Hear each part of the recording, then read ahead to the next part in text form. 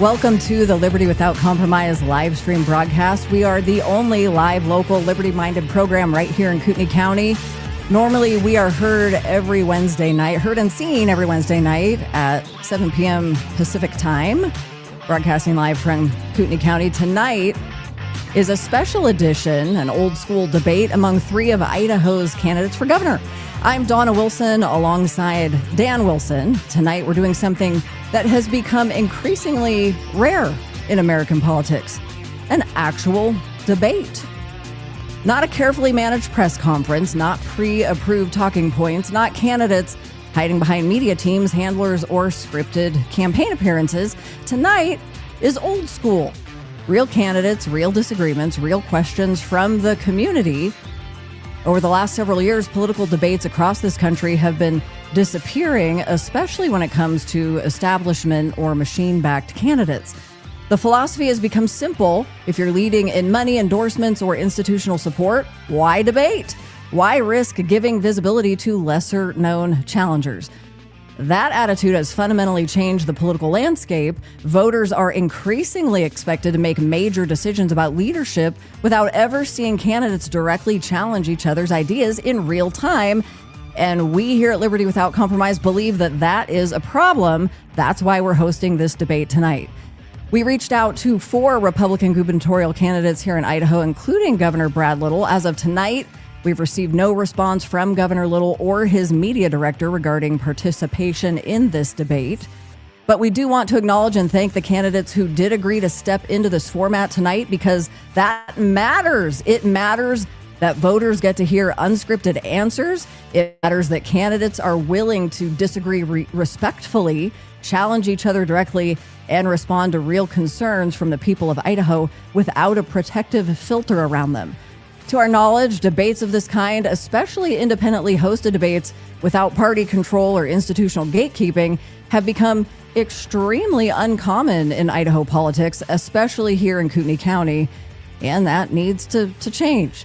Tonight is our effort to push back against that trend and return to something voters used to expect as normal: open debate, direct accountability, and the ability to compare candidates side by side for themselves. The questions tonight have been submitted directly by members of the community and curated only for fairness, clarity, and efficiency, not ideology or favoritism. I do want to remind those of you who maybe just heard about this debate recently or just a bit ago, well, we did put it together very quickly. It was a response to a question asked earlier this week of who in this state is offering debates for these candidates. So it's something, as a response to that, we wanted to put together, and it needed to happen quickly because the clock is ticking.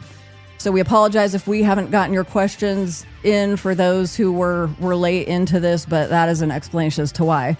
While we normally put viewer comments on the screen and take questions in real time during our broadcast, we're not going to be doing that tonight out of respect for our candidates while they present and respond. We do, however, strongly encourage all of you watching to engage with one another in the comment section throughout this debate. Some of you are already doing that before we even went live. It's great to see you. Thanks for joining us.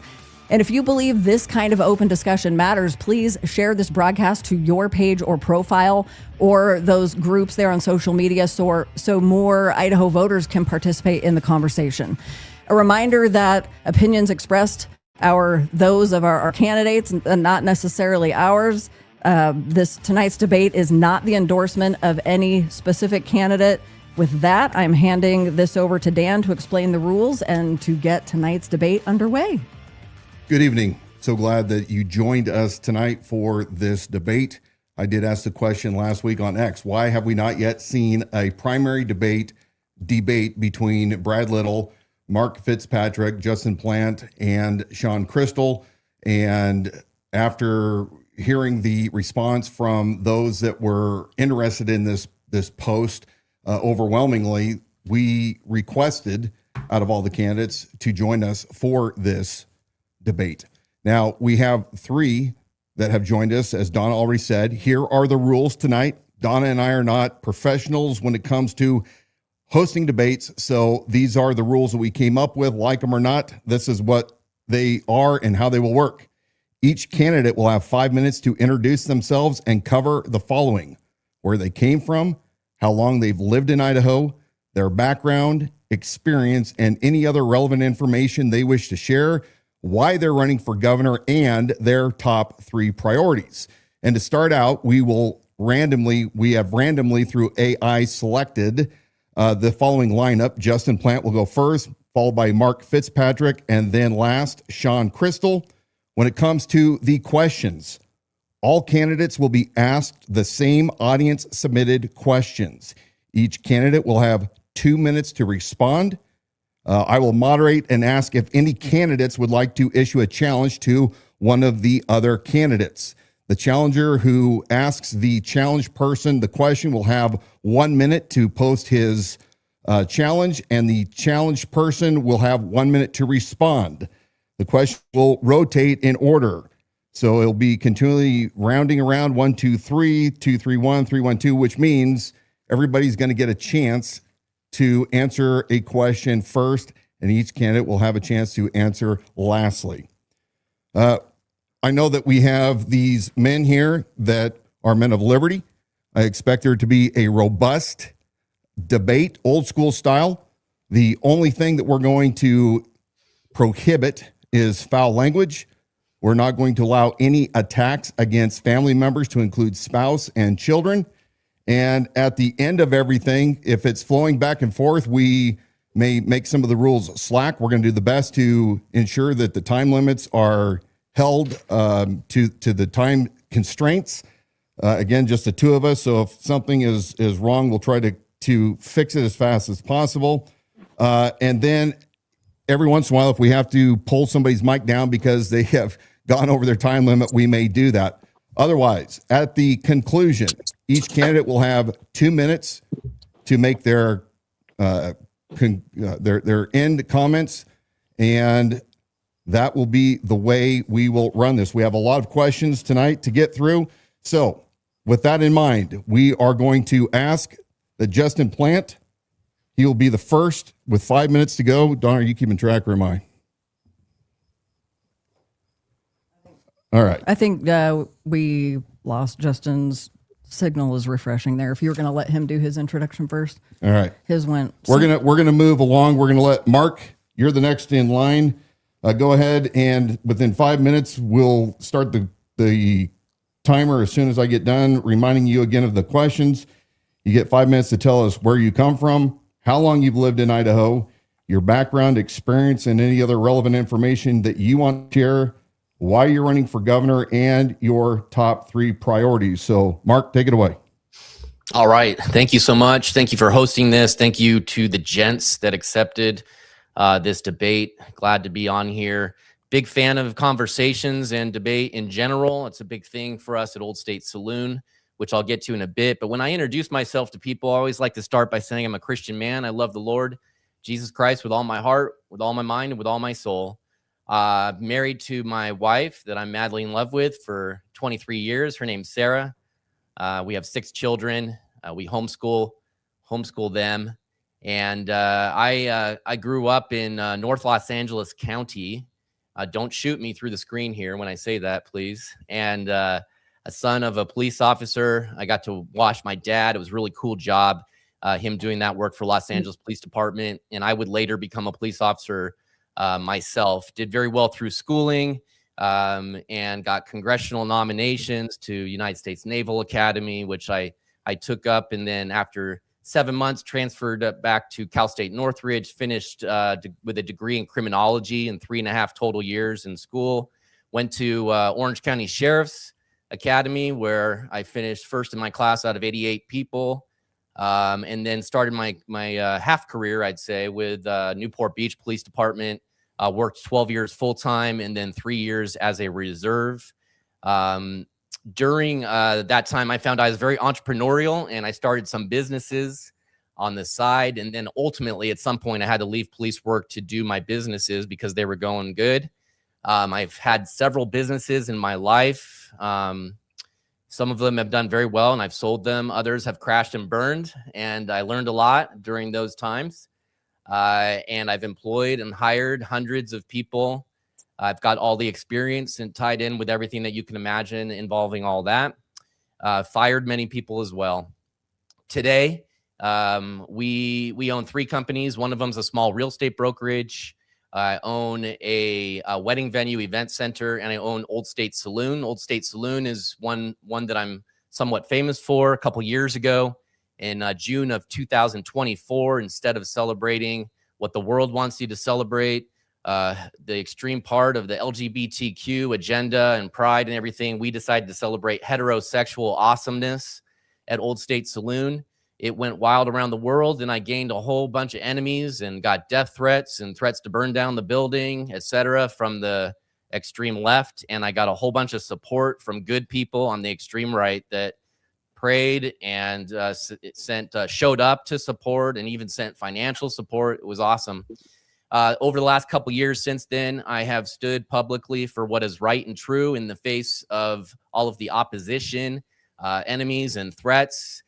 So we have plenty of practice there. And in November, I realized that it had prepared me to run for governor. There was nobody running against the current governor being somebody who is Brad Little, who is basically driving us full speed towards a state that's going a socialist direction. You can see that with his fiscal policy and increasing our government size by 70% over 7 years. There's a lot more to it. We'll get into it later, I'm sure. But we moved to Idaho 8 years ago, my family, and it was the best decision that we made, best decision I've made for my family. We love it. The whole family loves it. As I travel around Idaho, this is my 94th campaign event, by the way, and we've been over 12,000 miles driving around Idaho. Just got back from Coeur d'Alene this morning at 5:30. As we travel around, meeting people and learning about their concerns. We call it the listening tour. A lot of people are very concerned about the direction and where we're at this point of history. And the 3 things that I want to tackle when we get in there, there's going to be a lot of things, but essentially giving the truth to the people. Currently, Governor Little's operating in secrecy. We're going to do the opposite. We're going to give the truth to the people. That empowers them. We give the power back to the people.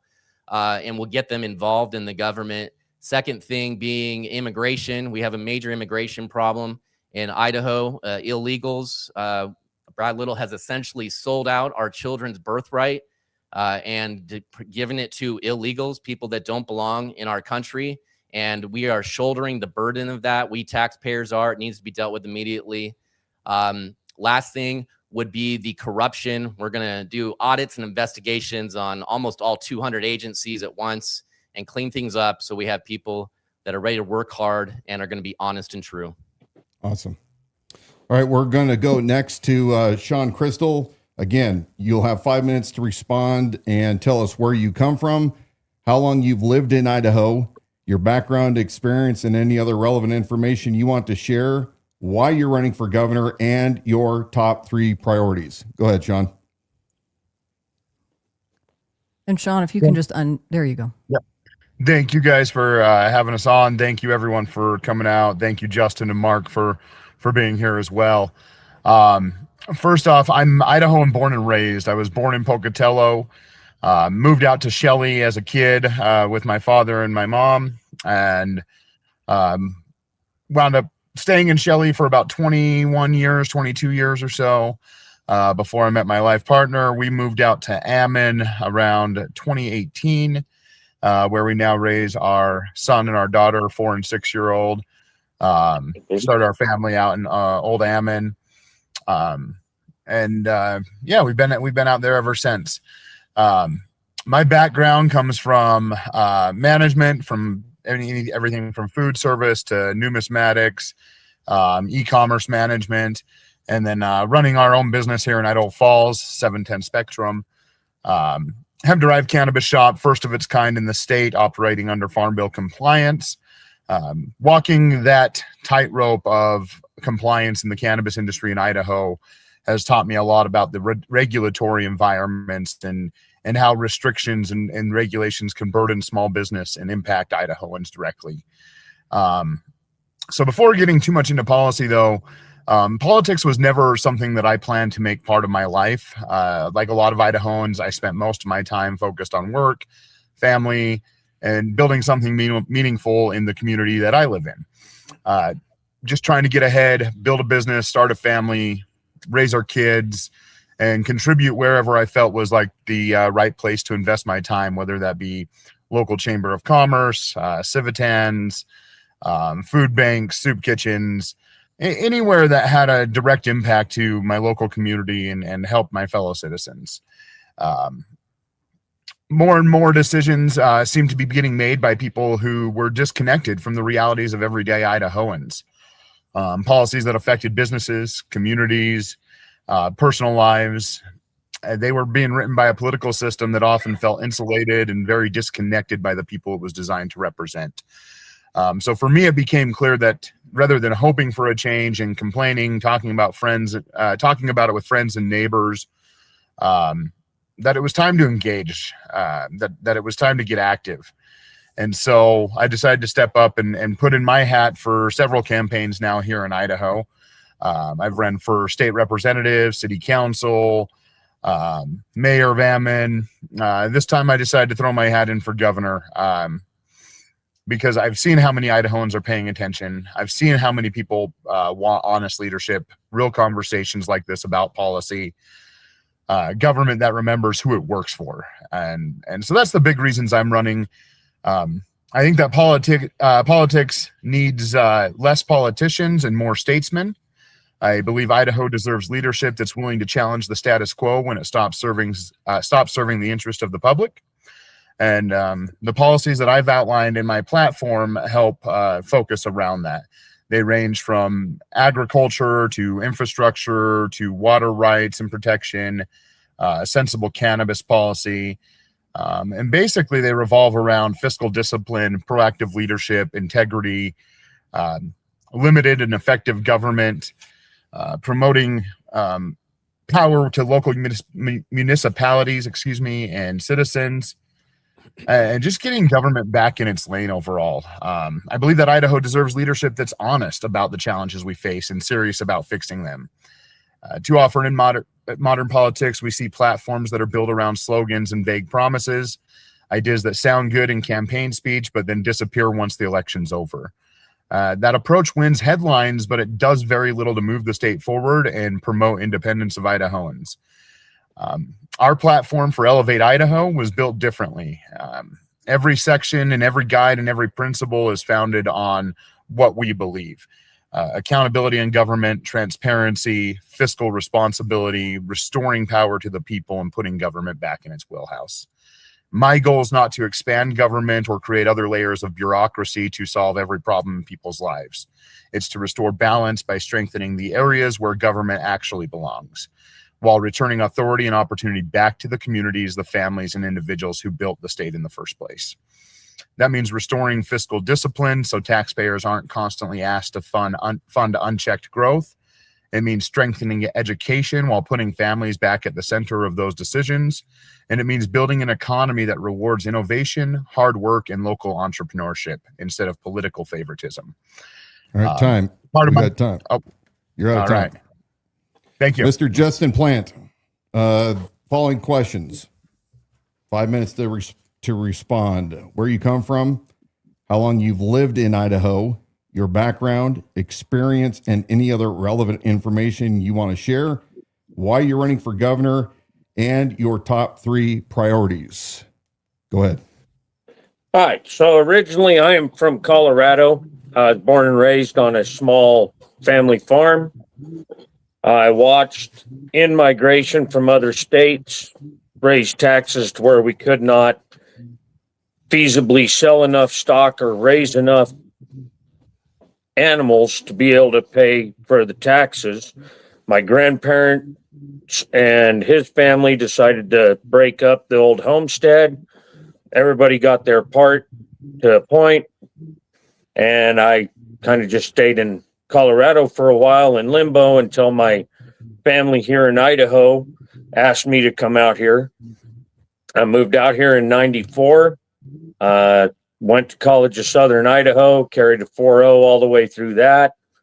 Ended up with welding certificates because I really enjoyed the welding program. Fit with my natural abilities. Went to work for dairies, building free stalls, learning the dairy industry. Graduated from that, built locations in New Mexico for gas lines for a while. Moved back into Idaho in 99. Been here ever since. That 1 year in New Mexico was an interesting feat. Took care of my father till he passed away. Moved back out here. Went to work for Longview Fiber at the time. It's been now purchased by a lot of larger companies, and we're now Westrock. I started as a mechanic there. Cut my teeth through a bunch of electronics I didn't understand. They weren't farm electronics. And I've just kind of really had the school of hard knocks kind of learning. Volunteered as a firefighter for years. Volunteered as a youth coach for years, trying to better our youth. Very important to me, and one of the reasons I really decided to run. Kids are getting older, they're moving out into the career, trying to find a house. Housing is unaffordable. Great jobs out there right now. So I like to see Idaho move more into a growth of business than just influx of outsiders. In order to do that, I started researching what a governor could do. I found executive orders that he can do, which leads me to my first set of 4 pillars, which are really my top priorities, which are audits. If we don't know where the money's going, we don't know where it's going, we have problems. So we have to audit all sections of the government that's under the governor. We have to find every dime that we're spending and then move that straight onto my second pillar, which is transparency. We have to make it transparent so nobody in Idaho can't see where their money's going. We have to be that transparent, every dime down to every level. The last one, or third pillar, which I'll put as my third top priority, is citizens task forces. Citizens task forces are made up of volunteers who are professionals in the industries that we're looking into, be it education, highway departments, healthcare, like nurses for healthcare, doctors for healthcare, teachers, parents, school board members, non-union entity people on these task forces, so they can oversight the government, because the government is never going to watch themselves. So as a blue collar guy, you have to be able to get to the root cause. And that is how my plan is set up. Start to finish, we audit, we break down, put it on Transparent Idaho for everybody to see, make sure we know where our money's going, have citizens oversight. And then the last one is actually accountability, because no matter what we want to do, if we're not accountable for our actions, then really we're not going to affect anything. So accountability across the board at all levels, all sections of our government. And that's where my plan is. You got time now. All right, we're going to move into the question section. We're going to start out with Mark Fitzpatrick, then Sean, and then Justin. You each have 2 minutes to answer the following question. I will give you a 30-second heads up when your time's about expired, and then I will repeat the question for each of the follow-up candidates. So, question number 1. This is regarding this bracket: taxes, budget, and government spending. Submitted by Susie Christensen on Facebook. Her question is concerning property taxes. It seems like every year schools continue to ask for more money to maintain their buildings amidst other things. The taxpayers have rejected the levies over and over again because we're being taxed out of our homes. I would like to know what ideas the candidates have to lessen the tax burden and specifically help fund school building maintenance. With that, Mark, take it away.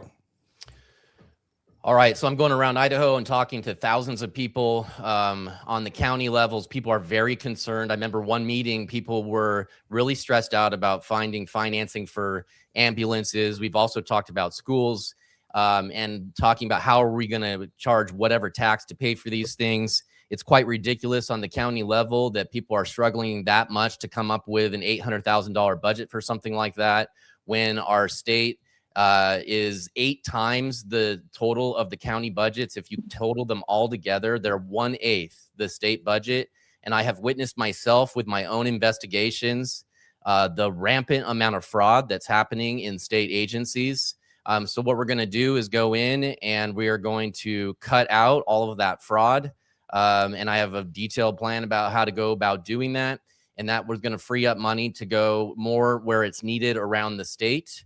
In addition to that, we will be very much opening up using responsibly our natural resources. I've done a few studies into this, and we're looking at billions, many billions of dollars of income per year. This will eliminate, certainly will eliminate pretty quickly property tax altogether, but then it will eventually get to the point where we eliminate all taxes. I mean, people listen to Donald Trump and he's talking a lot about not needing the IRS anymore and needing the ERS, 30 seconds. External Revenue Service.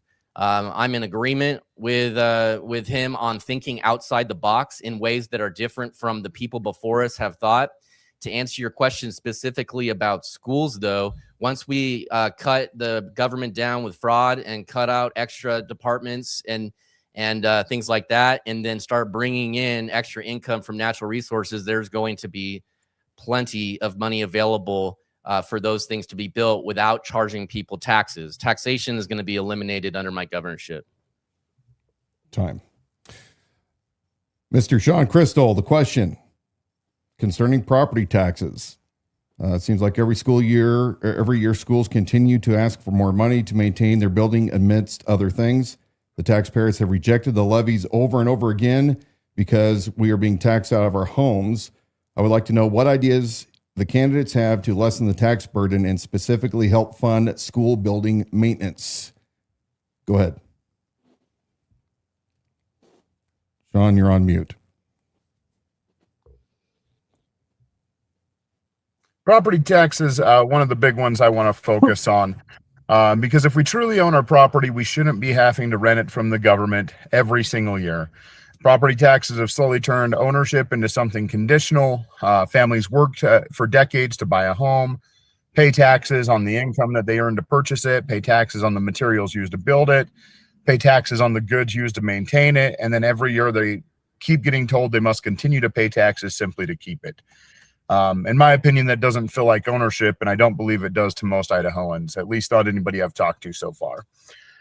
Property taxes have become one of the most frustrating and unstable part of Idaho's tax structure, especially as assessments rise faster than wages, and families have found themselves paying more each year, as mentioned, simply because the market around them has changed. I believe we can do better than that, but we can't just eliminate taxes overnight. We can't eliminate property taxes overnight. It's something that's got to be done responsibly. I think we start with focusing on our seniors and most vulnerable, our veterans, our military members, and stop endless taxation on ownership with caps on property tax growth, protecting homeowners and seniors, as I mentioned. Reining in government spending is going to be core to that. And that's going to be core to helping out our schools too. I believe that we need to have competition in education. So I do believe that we need to invest in alternative school options, create that competition, not just focus solely on public education. The money should follow the student, as we're all taxpayers into that system. Tightening our belts, cutting those government budgets, that fraud, that bloat, that waste, that's going to put the money where we need it to be to fund those systems. Excellent. All right, Mr. Plante, I'm going to ask you the same question here, just resetting the timer. You'll begin after the question is read.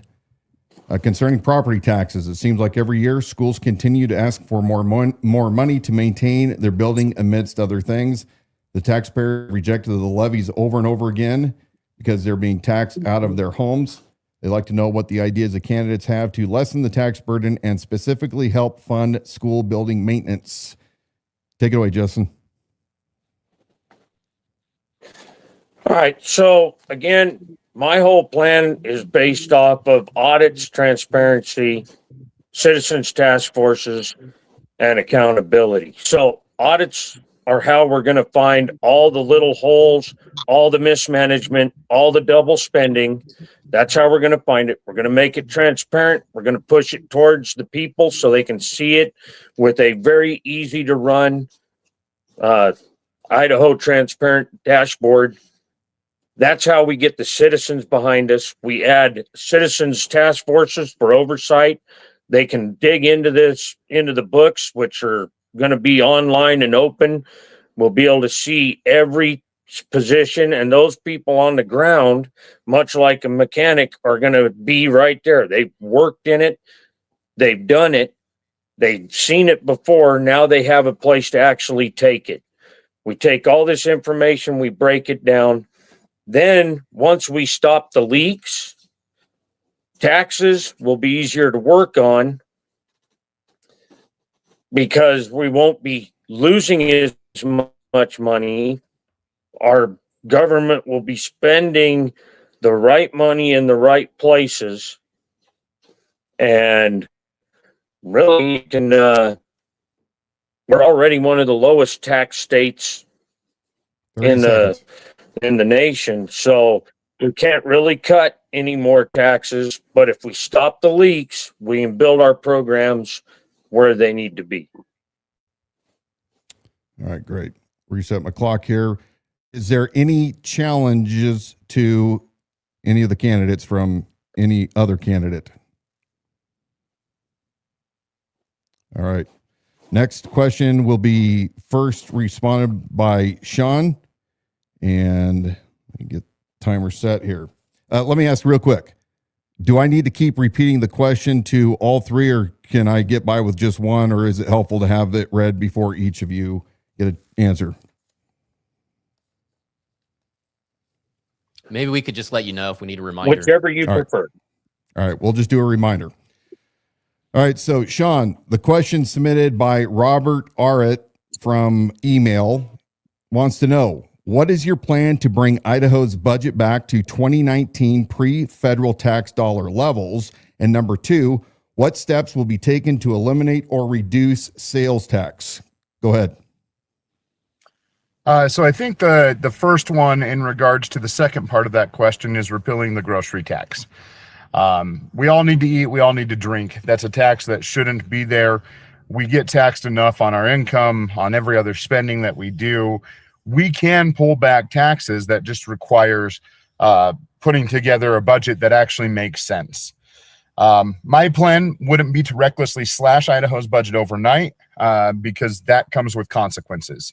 When we just do drastic widespread cuts, we wind up cutting budgets that are very necessary to Idahoans. We need to be more surgical and precision about it. What I want is a serious review of how far Idaho's budget has expanded since pre-COVID federal funding era, because we all know what happened there. We saw massive inflated spending, massive amounts of federal money coming in, new programs that were set as long-term programs with no guarantee of that continued funding. My approach would be to identify what grew because of temporary federal dollars, determine what's essential, and begin moving Idaho back toward a sustainable budget that is not dependent on federal money or inflated spending levels. That comes with holding that fiscal accountability, having that transparency to the people, showing people what the budgets look like, where the spending is, what's most important to them, getting their input as well, and then making the necessary cuts to get within those guidelines. 30 seconds. Auditing agencies, cutting administrative bloat, reviewing redundant programs, and asking a basic question: if this program didn't exist before the federal money came in, does Idaho actually need it now? And starting there, we can tighten our belts while improving our economy. Thank you. Justin Plante, Go ahead. Yeah. So again, audits. We have to audit our government. We have to see where every dollar's going. We make that transparent and make sure every Idahoan knows where their money's going. Those are the top two things in my plan. In order to make any more cuts, which I'm not sure we can afford this time without finding the waste and the fraud, then I think we will end up like we have in the last couple sessions where the legislation's going to slash blindly instead of doing those surgical strikes to where we know the money at that point is either making it or isn't. So using the 4 pillars, we're going to find every little leak and be able to shrink our government more effective, more efficient, and be able to track it for all Idahoans to see. So again, most of the tax issues are simply we need to get rid of the double spending, which is all done through audits and transparency. Great. Mr. Fitzpatrick. All right. So since Brad Little took office, it's expanded our budget. It's expanded 70%. COVID happened, and he took just about every dollar he could as he gave himself more and more power that he basically wielded over the people, trampling on our rights. And now we're, we have all these programs. The money came with strings attached. And of course, he had to create these programs as he's writing letters to the government that says we're eager and equipped to take more refugees in. And he's been welcoming refugees and illegals, and it's costing us a lot of money. And so what we're going to do, that's one way we're going to solve that problem real quick, is we're going to pass some laws that will create a situation in Idaho where illegals will voluntarily leave because there will be no jobs left for them, and they will go to California, Oregon, or Washington. I know this because I've interviewed them personally myself. They admitted they were illegal, and that's what they said they would do. I want to give an example regarding, how we're going to, get fiscally responsible and strong and rich. I looked into just silver, and just silver alone, when we start charging, royalty fees, taxes, leases, like Alaska does, is 10 times what we charge here. And then we increase our silver mining production up by tenfold. And then also silver values going up. When you put those three things together, we're looking at billions of dollars of income potential for the state of Idaho just in that one resource. The silver, we have gold, thorium, we have logging, but billions just in one resource. And just that one resource would cause us to be able to eliminate not only property tax, but also tax when we buy things as well. Thank you. Any challenges? I have one quick question for Mark. Well, for all of us. So 1 minute. I think we're all pretty much agreed with we need to open up mining back in Idaho. Mark, for you, your page states that you don't want to bring the federal land back in control of Idaho to the state. So how would you mine on federally controlled land? All right, Mark, you get 1 minute to respond. Go ahead. Sure. So if that's the case, it's just an error. I don't know why that would be on there. I've never said that. I've been consistent all the way through at all 94 events I've been to and 80 speeches I've done. But we are going to, one of the first things I want to do is take back control of the 62% of land that the feds are basically in control of right now. I know that we can more responsibly take care of that land as we're mining, as we're logging, as we're clearing it, and leave it in a situation that not only are we taking advantage of it for the people of Idaho, but we are leaving it in a position where it's less likely to have forest fires, et cetera. We consistently have done in the past better taking care of our forests than the federal government has, and that's what I fully intend to do. Outstanding. All right, the next question, we'll start with Justin. Justin, this is a follow-up to the question just previously submitted. It's two. What will you do to facilitate the elimination of property taxes? And what is your stance on income tax? Are you for it? Are you against it? And what is your belief on the limiting the amount each person pays instead of being 5% do you can't quite read the rest of this. Do you favor a cap on what individuals pay? Go ahead. Actually, yeah, if you look at my site, I have a 10% across the board kind of opinion. I think that would help Idaho extremely. Everybody would pay the same, whether you're a, $5,000 a month, you'd pay, 10% of that. If you're making 500 million, you're paying 10% of that. It's nice and even across the board. And I think that would really alleviate all our other tax burdens by making a simple one flat tax in Idaho. All right. Mr. Fitzpatrick, go ahead. Could you repeat? I want to make sure I get specific answer. I'll pause the time. If I can read this correctly, what will you do to facilitate the elimination of property taxes? And what is your stance on income tax? Are you for it, against it? And if you're for it, are you for limiting the total amount paid by individuals at 5.3% or a dollar amount cap? Okay, so my stance on taxes is that taxation is theft. We did the first 140 years of our country's history without these taxes, and we were able to build a lot and expand a lot. The buildings that we built are arguably much better buildings than we have today. Today, we have buildings for our kids. They go to school in them, and they are like we're bringing them to a prison, basically. They look boring and depressing. Wouldn't it be great to have a world that we live in, a society that we live in, where people are just blown away and proud by the amazing architecture and design and everything that the kids would go to? They feel proud to be there, provide a great learning environment. But that's just one category. So, my stance is that we need to stop thinking in this box that we've been put in, where we live in this world of usury, where we live in this world of taxation, and we just think, hey, my parents had to do this, my parents had to do this, my parents had to do this. Instead, we should start getting really pissed off at all the fraud we've been seeing across the country. And just Nick Shirley, for example, he's scratching the surface of how much fraud's going on. You look at all that fraud and you're like, where's all of our taxpayer dollars going? It's basically all going to fraud. So that's why I said the number one thing, to answer your question, we're going to bring in income that takes care of all the taxes. We're not going to have to pay taxes anymore. It's going to take a while to get there.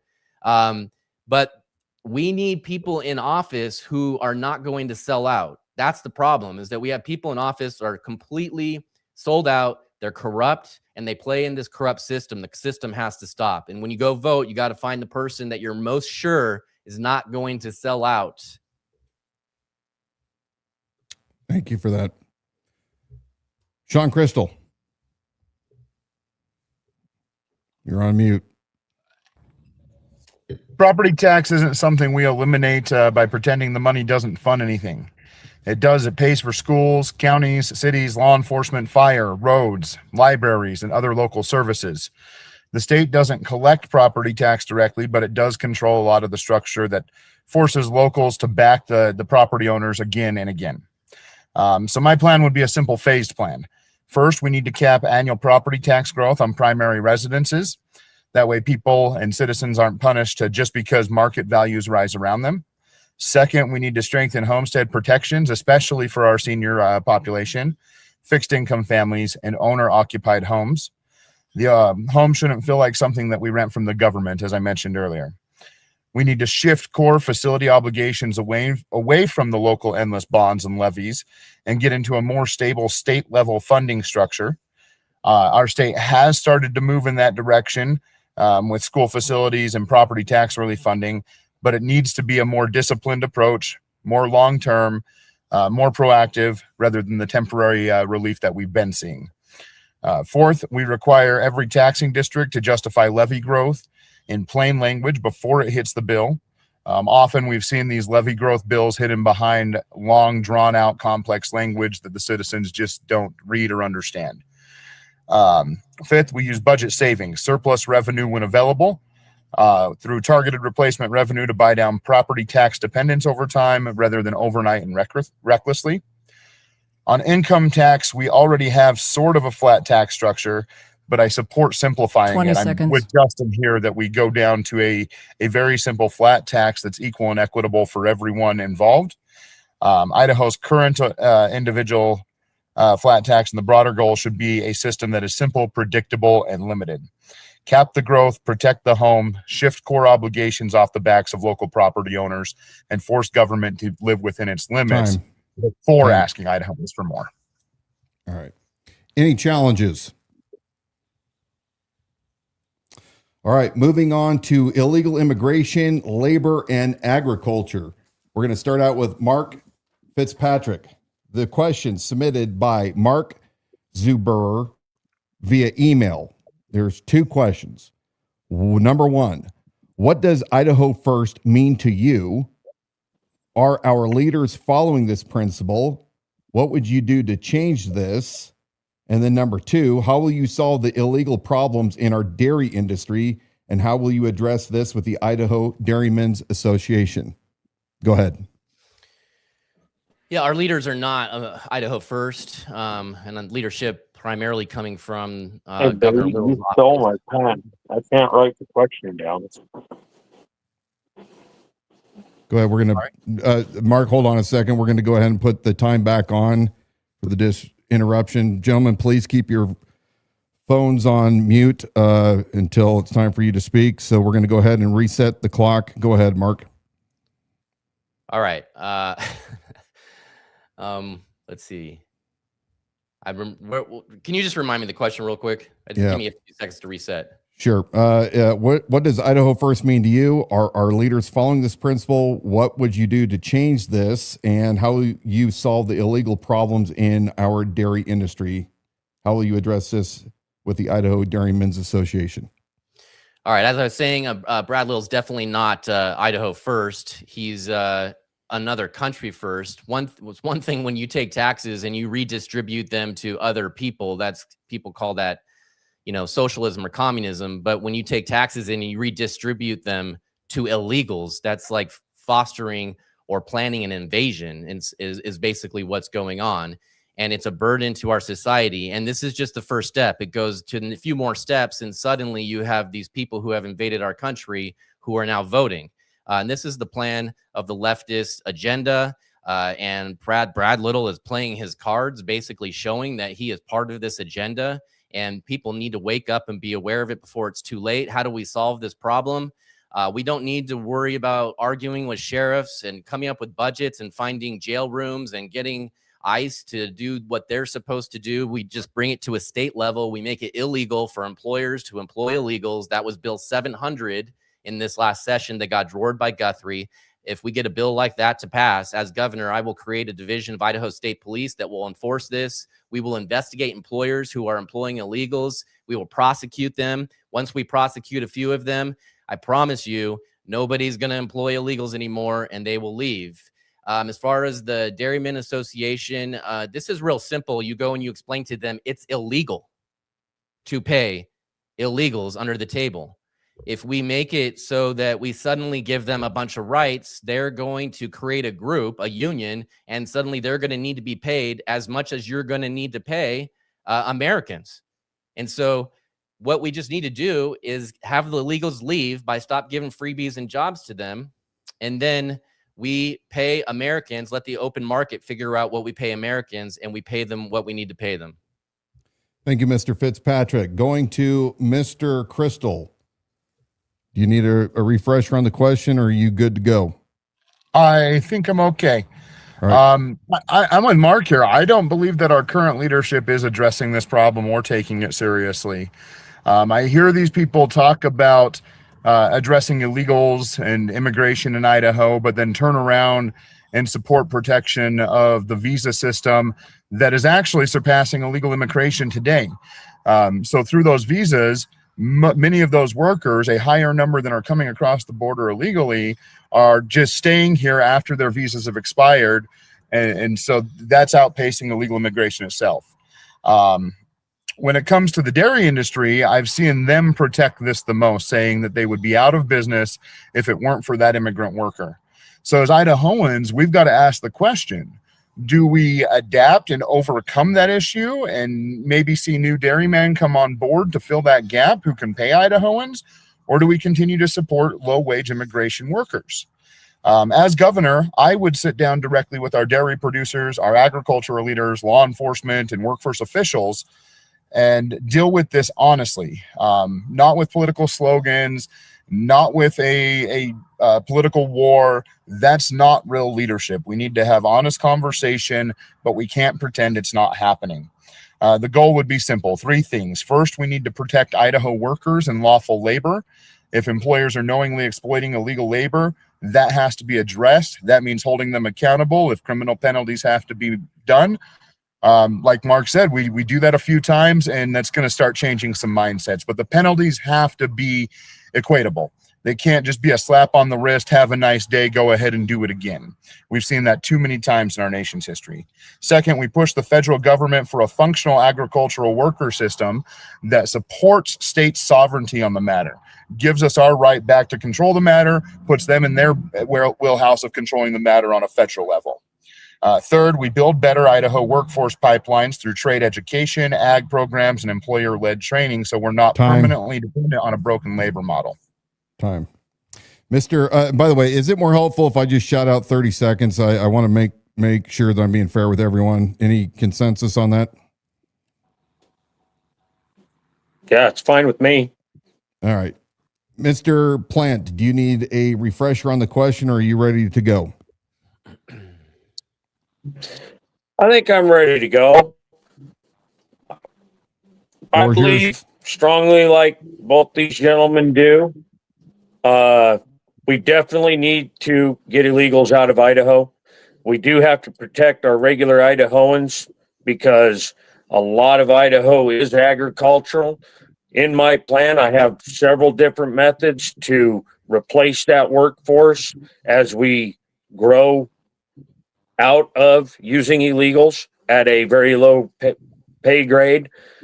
We can use our Department of Corrections. We already have laws on the books to move them into a workforce, give them training. It helps bring our overcrowding in our prisons down while boosting their rehabilitation by giving them a career path and a job they can work through, which will pretty much just phase out illegals anyways. A fair wage for it, being we already have these laws on the books. They will be paid a fair wage as they work through it. We can also use our fully able-bodied workforce that is in health and welfare. As long as they're fully able and committed to be able to work, they can go to work there and still maintain their health and welfare. So my plan really does cover everything to keep our ag industry strong while deducting costs from other areas that we are struggling in. Thank you. Do I have any challenges? All right, moving on to Sean Crystal. This again is regarding illegal immigration, labor, and agriculture. The question comes from Chris Phillips via email. Do you support finding a way for agriculture, dairy, and construction companies to keep undocumented workers with a state amnesty or sanctuary program? Go ahead. No, I believe that supporting any sort of undocumented workforce just leads for further illegal immigration and for further manipulation of the system. We need, if we're going to have that, an honest, documented system with real accountability. We can't just keep letting undocumented workers or visa workers that are here over their stay remain here and be treated like citizens. That doesn't put Idahoans first. That doesn't put Americans first. And that needs addressed. We can't talk about a solution and then fail to enact a solution. That's not a system that works. That's not leadership. That's not being proactive. That's, again, reactive governments when we see a problem and a failure to respond when that problem is seen. So no, I would not support that. I would support putting Idahoan workers first and establishing a well-documented system with real accountability. Thank you. Mr. Plante. Straight up answer is no amnesty whatsoever. However, as governor, I would push our federal government to speed the process to get our good, hardworking ones that want to be citizens moved into citizen before they go past the expiration of their visa. And then if they go home and avoid being illegal, they start the process over, which really, if you want to be here legally, to me seems unfair. Our government needs to pick up the pace. They need to keep up with the pace of what we have coming in and actually get these people vetted that want to be here, want to be Americans, and want to stay here and contribute to our society. And that's a huge federal issue because they control it, but I would definitely push for that to be sped up. Thank you. Mr. Fitzpatrick, you need a refresher? You got it. I'm good. Right. I do not support undocumented workers in any way, shape, or form. This is a essentially emergency situation for Idaho at this point. It is really bad, and a lot of people are distracted, and they just don't know. They don't know what's going on. This is not just an argument about workers making a certain amount of dollars per hour or the cost of them in a field or dairy, etc. We're talking about a burden on our school system where you now have schools in Idaho where we have up to 28 languages being spoken throughout the state.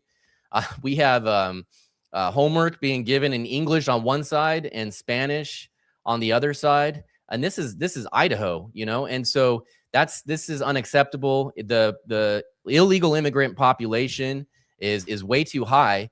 And as you know, the best evidence that I can give you that this is not being taken seriously and we are dangerously heading in a direction where it will be unrecoverable is that we have a governor in the governor's office who will make a joke about the person running against him, that the people who follow that person, because they stand for immigration law and don't want illegals here taking our jobs and filling our schools and everything else. So the people who support me, he's calling them basically racist, and he says that they hate Mexicans. And he got caught on tape saying that. That's our governor, our sitting governor.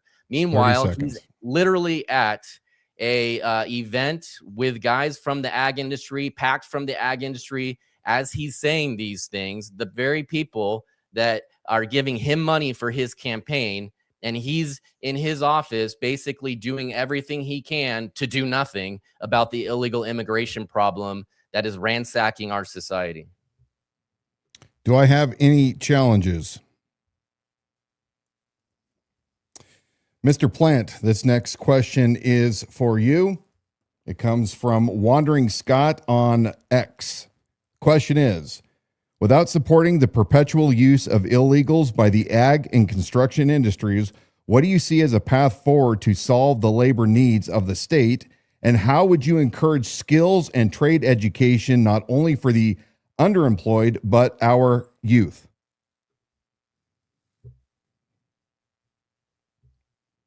Mr. Plante, this question is for you, and there you go. All right. Do you hear me now?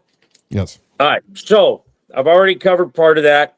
We can use our Department of Correction, our nonviolent inmates, to get them out in a work program and get them to start getting true rehabilitation where they have a career path in their future instead of falling back into the criminal lifestyle. If you have a job and you have skills, you're more likely to move forward legal as a legal law-abiding citizen than you do falling back into substance abuse or crime. So let's get them out, take the burden off our prisons. Let's get our able to work people that are living off our dime in health and welfare. If you're able-bodied, you need to start learning to get a job. We can put them in programs through the same thing, basically like our Department of Corrections, get them off of our government dime, get them started in a lifestyle where they can afford a life. Then through our small schools like CSI or College of Western Idaho, College of Eastern Idaho, our tech schools, I think if we really start letting our kids know that the jobs will be there, they can go get a trades job and be able to support a family here through the other parts of my plan. It'll all come together and we'll actually be able to have our families be able to have a lifestyle here. Thank you. Mr. Fitzpatrick, floor is yours. Please repeat. The question is, without supporting the perpetual use of illegals by the ag and construction industries, what do you see as a path forward to solve the labor needs of the state? And then how would you encourage skills and trade education, not only for the underemployed, but for our youth? All right, so I'm not against legal immigration. That's always been a wonderful thing about the United States. And if they can put together a plan that makes sense for the states, we could be on board supporting that. Its system seems to be a bit of a mess, and the temptation is to be paying under the table to illegals. We're not able to monitor exactly what this is costing us. And when the people bring a bill to simply count what's going on in the school system with children from illegal families, it gets drawered or doesn't get it passed. And we don't even get to know how our money is being spent, on how much of it's being spent. So we don't even know how big of a problem this is. We just have to make guesstimates. So if we can make legal immigration better, I would be open to that if it's needed. But that's only if it's needed after we get rid of illegals and we look at the open market and see how the open market handles the new issue without the illegal workforce there. I think it's going to cost a little bit more per hour for Americans, perhaps, to get them to take the job, but it's going to cost more per hour to hire a documented worker than an illegal that you're paying under the table. Lastly, I would say this: why don't we build a society that's not addicted to a disgusting national supply chain system with government overreach from big food and big agri and big everything, and return to the days where we have farmers and ranchers who are proud to work on their farms and ranches and provide food, beef, produce for their neighbors and for Idahoans. Right now, kids grow up watching their parents manage a farm, and they're frustrated with the government overreach. They have to put their products inside this big, massive international supply chain system, and it's not good for anybody. Return to the old ways. People will be very happy to work on these farms. They'll have pride in their work. Thank you. Mr. Crystal. Yeah, pretending that the labor needs in Idaho agriculture, dairy, construction, service industries, etc., aren't there isn't leadership. It doesn't solve anything. Neither does relying on forever illegal labor markets, though. That's not a serious long-term plan. It hurts lawful workers. It creates risk for our employers. It allows Washington, D.C.'s broken immigration system to keep dumping the problem on states like our own. We need to build a stronger legal agricultural worker system that actually fits the needs of states like our own. We as Idahoans know what's best for our state, so we start with federal government getting back in its wheelhouse, addressing illegal labor and immigration where it's supposed to. We push for the federal government to create a process that is workable, timely, and enforceable so employers can fill real labor gaps without operating in the shadows of undocumented immigrants. Next, we need to invest in Idaho's own workforce pipeline. That starts with schools and trade education, as we've all talked about. Agricultural programs, equipment operation, welding, mechanics, construction, fields that benefit Idahoans and train Idahoans in real skilled labor and services. Not every student needs a 4-year degree to succeed. If we get those education systems back in our schools and build partnerships with employers, encouraging those partnerships between schools, local businesses, farms, dairies, chambers of commerce, trade groups, 30 students seconds. can move directly into careers with real skills. That enforcement needs to be fair and consistent. We can't push workers while looking the other way at systems that knowingly depend on illegal labor. We need proactive leadership that supports a stronger labor force in Idaho. Thank you. Do we have any challenges? All right, we've completed hour number 1. We will go for approximately 1 more hour. You guys holding up okay so far? We can't have fun. You guys can't smile every once in a while. All right. This next question, we're going to start off with Mr. Fitzpatrick. Here is the question by MetaPrime001 on X. It's a 2-part question. How will you stop Big Ag from lobbying and bribing state government to turn the other way on illegal labor in Idaho? And how will you deal with Boise's delusional politics with denying all Idaho towns and cities their own agency to self-governance? All right. So as far as stopping the lobbying from happening, this is something critically important for me. It's one of the reasons why I'm running is because of the corruption that's going on. Demonstrating this from the governor's office and setting an example for everybody else in the government will be something that I intend to do. If we have that, I mean, right now, I guarantee you the Big Ag is not going to be coming to me anytime soon. I'm the enemy of them. They know it. That's why they're supporting Brad Little and his adventures to continue having all the illegals here in Idaho. They do not want to support me, but if they did, I would expose them right away and see, what they're trying to do with their money, any kind of lobbying that goes any direction of being nefarious. The Idaho people are going to know about it. I'm going to have a podcast that I will be speaking on frequently. Of course, everybody knows me as being somebody who is online and social media quite a bit, communicating directly with the people. And I will also have events. I speak about this at every speech I give. I'll have events once a month where I stand in front of the people. So imagine the Lincoln Auditorium at our Capitol building, where I'll be there once a month. We invite the people in and they can ask questions unfiltered directly of me or any guests that I bring in for a hot topic that the people can ask directly, to an executive office of some place like Idaho Power or et cetera. Where people are having some issues. I didn't understand. I don't think I quite grasped the second part of that question. So I'll leave it at that. Yeah. All right. Thank you very much. Mr. Crystal, do you need a refresh on the question? Just that second part, I think.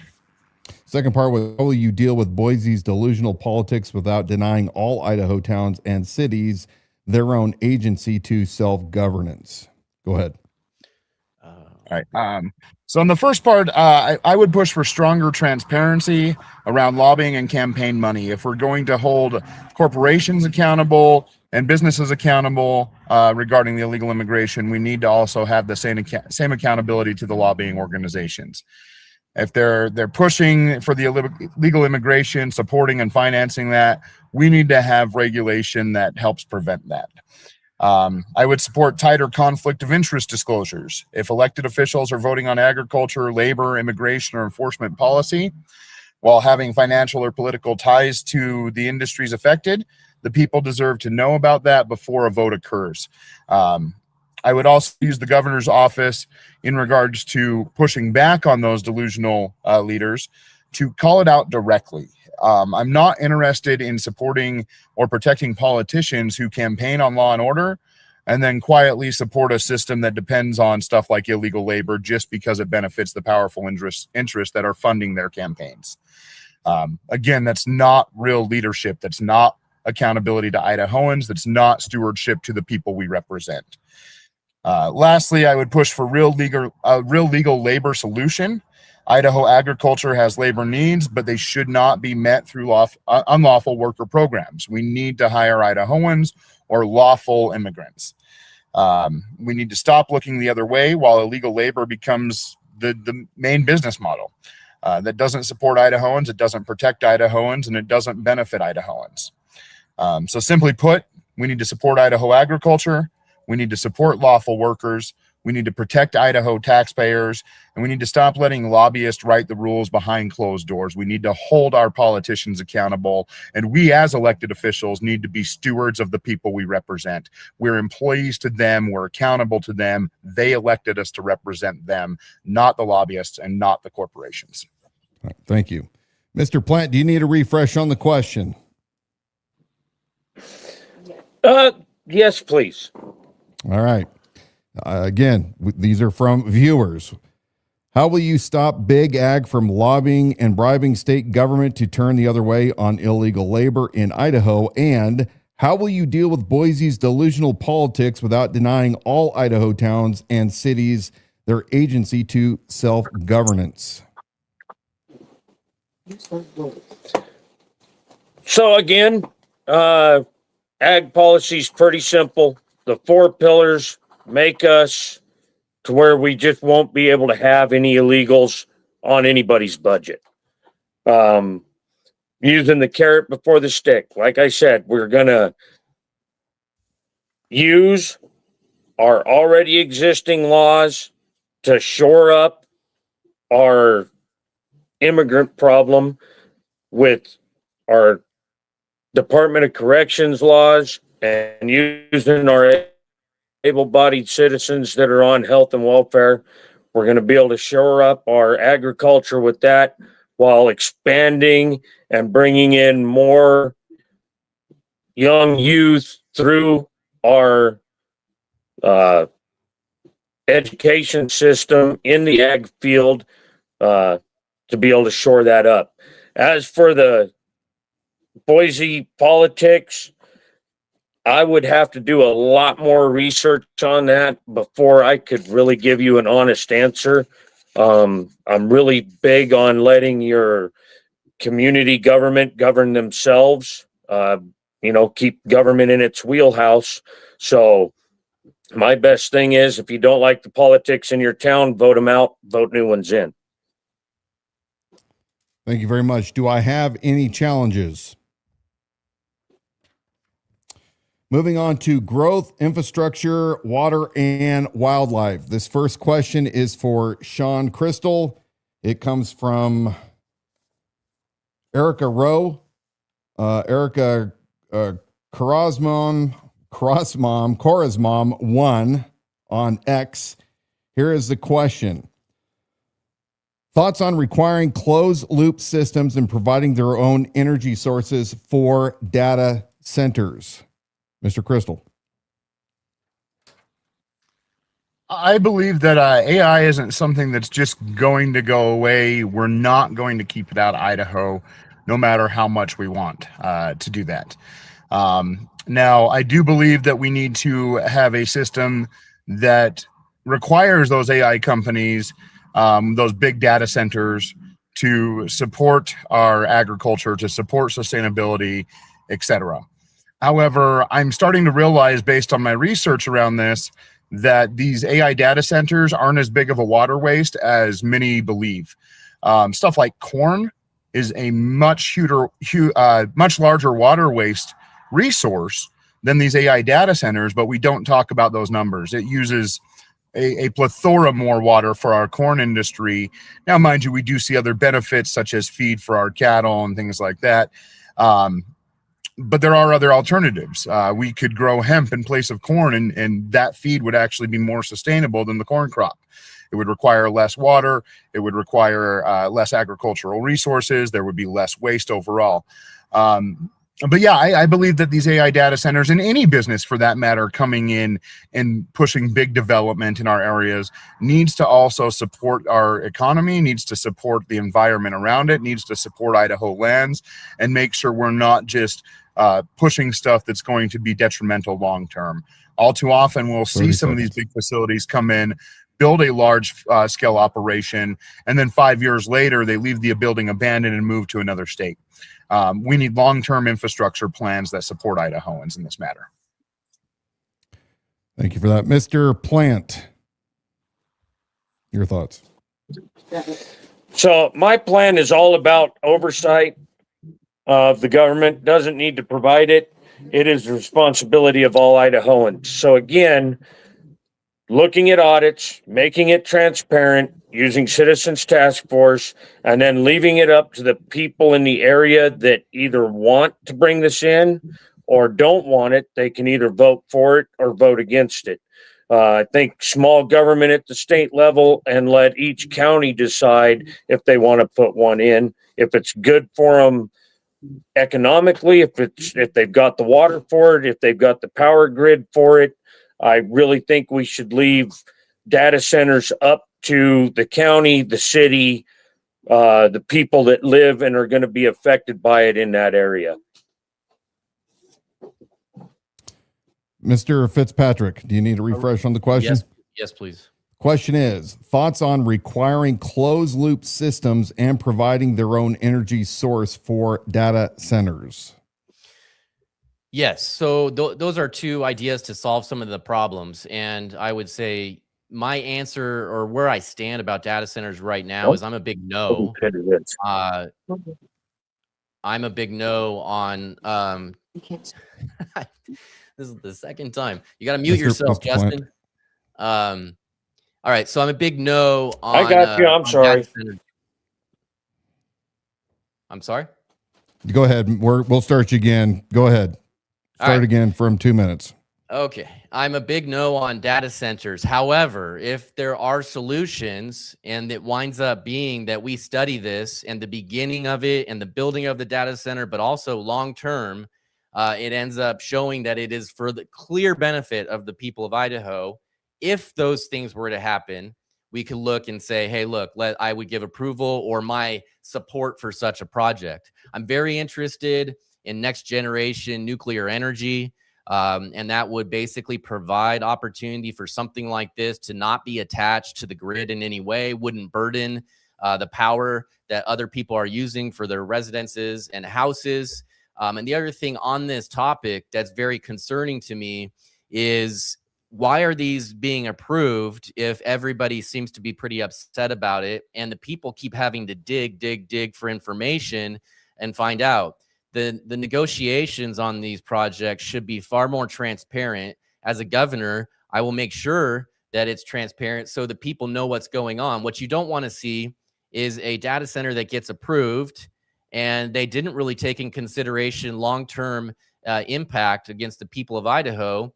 And then we find out later on that somebody had a cousin who started a consulting company that got $15 million and wound up, probably some sort of payoff for somebody to approve a development of this going in an area where it's going to be a detriment to the people of Idaho. We've got to cut out the corruption, and whether it's in like one of these deals or inside an agency, both situations, that's like incredibly important for me. Thank you. Do we have any challenges? This next question it's a short question for all of you three. We're going to start out with Justin Plante. Justin, first question submitted by Paul Webster on Facebook. Are you against 15-minute smart cities? I'm not exactly sure what that is. So I would have to do more research and get back with you. I really haven't investigated those at all. So I'm not sure I have an answer for you. All right. Mr. Fitzpatrick, do you need a refresher on the question or are you good to go? Good to go. I'm 100% against the 15-minute cities. This is a leftist strategy. Anytime you have a city like that where you're going vertical and you have a massive amount of people in a small area, you are putting yourself in a position where those people can be controlled, whether it be by financial or fear or for whatever reason, they can be controlled by very few people. I don't want a world where we live in a society where a lot of people can be controlled by very few people. We need to do everything to get away from that. As we look towards like all of the growth and development that's going to happen, and under my governorship, it's going to continue because Idaho is going to be incredibly more awesome every year that I govern. We're going to have to develop and build but we need to get ahead of the game with people who are brilliant in that kind of strategy. And my preference would be to build out rather than up, so that we don't keep providing these situations and opportunities later where you have high density problems, crime, drugs, everything that comes with typical high density problems. And again, that situation where a lot of people can be put in fear or victimized because geographically they're all very, very close together. I think it's about a change of looking at society and the way to grow in a healthy way, in a way that fosters families, in a way that fosters ranches, big and small, and planning it out, mapping it out so that we can keep those things and respect those things as we build and expand out, but definitely no on the 15-minute cities. Thank you. Mr. Crystal. Yeah, so 15-minute cities can be a good or a bad thing. I'm not against communities being designed better, being designed more efficiently. Having grocery stores, schools, parks, clinics, local businesses, healthcare needs, emergency services, etc., where people live is good. That's practical planning. What I do have a problem with when it comes to these so-called smart cities is when those ideas turn into surveillance, centralized control, restrict movement, or have digital tracking, and government that plans or limits how people live, travel, or do business. I see that right now with something like Google Maps, where routes that used to be the common route of travel or used to be the directed route of travel via Google Maps are now being routed differently. And it's not that those routes have changed or become more efficient or quicker or anything. I think that's a matter of control, of trying to get people to go a certain route or see if they've got enough control to make people live a certain way, rather than having that sense of navigation that we as humans naturally have or naturally have had. So my answer, I support better planning, walkable communities, and infrastructure that makes life easier for our citizens. I do not support government using that technology or planning it as a tool to monitor, restrict, or control its citizens. Convenience is fine, but when it overlaps into government control, that's where we need to draw a line. We need to say no, and we need to put a stop to it. Thank you. Do I have any challenges? Follow-up question. We'll start with you, Mr. Fitzpatrick. Are you for or against flock cameras and ALPRs for the use of law enforcement purposes or government purposes at any level, state, county, city, etc.? So we had we basically have, a war that happens a couple decades ago, and then we wind up with the Patriot Act, and the Patriot Act comes out and just basically allows the government to spy on us, and it's only temporary. And as they say, there's nothing more permanent than a temporary government program. So we still have this issue now where the government is able to spy on us. I'm against it. I believe in freedom. It's what's the specific plan to stop all this from happening? That's going to be a relatively difficult challenge, but the more information you give to the people, the better. The other day, somebody asked me this at a meet and greet, and I said, 1 week after I take my oath and swear in, we're going to have a day where everybody can go out with their shotgun and shoot the flock cameras down. And of course, I was just kidding, but I was basically trying to explain to them that I'm against it. I don't want to live in a world where we're being watched on any level. And so we have to be concerned about this, especially government levels. If people want a camera and they want to opt in to that camera, for whatever, keeping an eye on their dog in their house while they're away, fine. That's their private choice to do that. But to give the control to the government to basically watch every move, where we go all the time, no, that's a surveillance state, and I'm against it. Thank you. Mr. Crystal, what say you? I'm, for the most part, against flock cameras and ALPRs being used to track people across Idaho. I do understand where they can be beneficial for law enforcement, and that our law enforcement does have a job to do, and that these types of systems can make those jobs easier for them. But our government simply shouldn't be building systems that monitor where law-abiding citizens drive, when they can travel, who they visit. That crosses a line, as Mark put, of being a police state, plain and simple. I agree that people should be able to have cameras on their home, security systems in place for their own protection. The fix to that is pretty simple, actually. It's no mass vehicle tracking, no open-ended databases, no data sharing without clear limits, and no searches of someone's travel history without a warrant.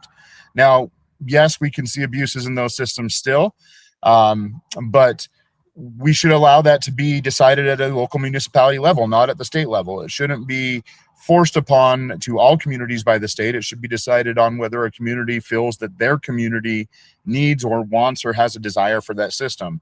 Again, putting control back into the hands of the people and the local communities that represent them, rather than every decision being made by our state government. If a tool is needed specifically for emergency services, like an Amber Alert, violent crime investigation, we need to handle that with great scrutiny and very narrowly. But we shouldn't use public safety as an excuse to quietly build that surveillance network that Mark was talking about. I strongly oppose and scrutinize any sort of use of that system without very strict regulatory oversight and without it being handled directly by local municipalities rather than state level enforcement. Thank you. Mr. Plante, you're last. What do you say? Unfortunately, I don't have a whole lot more to add to that. I am totally against them. I don't like it. Matter of fact, I don't even like drones being able to fly down below about 100 feet. Keeps them from being able to look in your windows, angles. So I don't like the whole cameras everywhere. I feel it's an invasion on my privacy. Everybody's covered it so far. It's so easy to let something like that get out of hand. Again, transparency will help. Audits will help. Having citizens task forces, making sure they're looking into it monthly, that only the right information's going to the right people. But overall, I think everybody said pretty much everybody's opinion, and we don't like them. Any challenges? All right.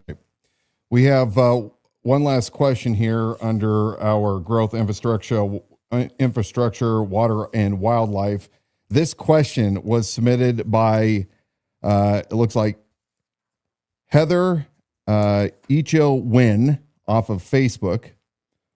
She asks, how do you feel you understand the many different pockets of Idaho we have? How will you represent them all? Sean Crystal. That's a simple answer for me. Getting back to influencing them all comes simply back to getting the power back into our local communities, getting state government back in its wheelhouse on states' issues and not handling every aspect and every daily matter that we deal with as Idahoans. We as Idahoans in our local communities know what's best for our local communities. When those communities have the power to succeed and strategize with their citizens, that's where we succeed best in representing the greatest part of the state and the majority of citizens across the state. When state government is sitting here trying to handle what's done in Idaho Falls and what's done in Boise and what's done in Coeur d'Alene and Moscow and Pocatello and Twin and everywhere else, we're not getting true representation. State government needs to focus on bigger projects that are outside of local municipalities' control, and local municipalities need to handle matters that impact their local citizens more directly. And that's the way we represent Idahoans. That's the way we represent the majority instead of the select few. Mr. Justin Plante.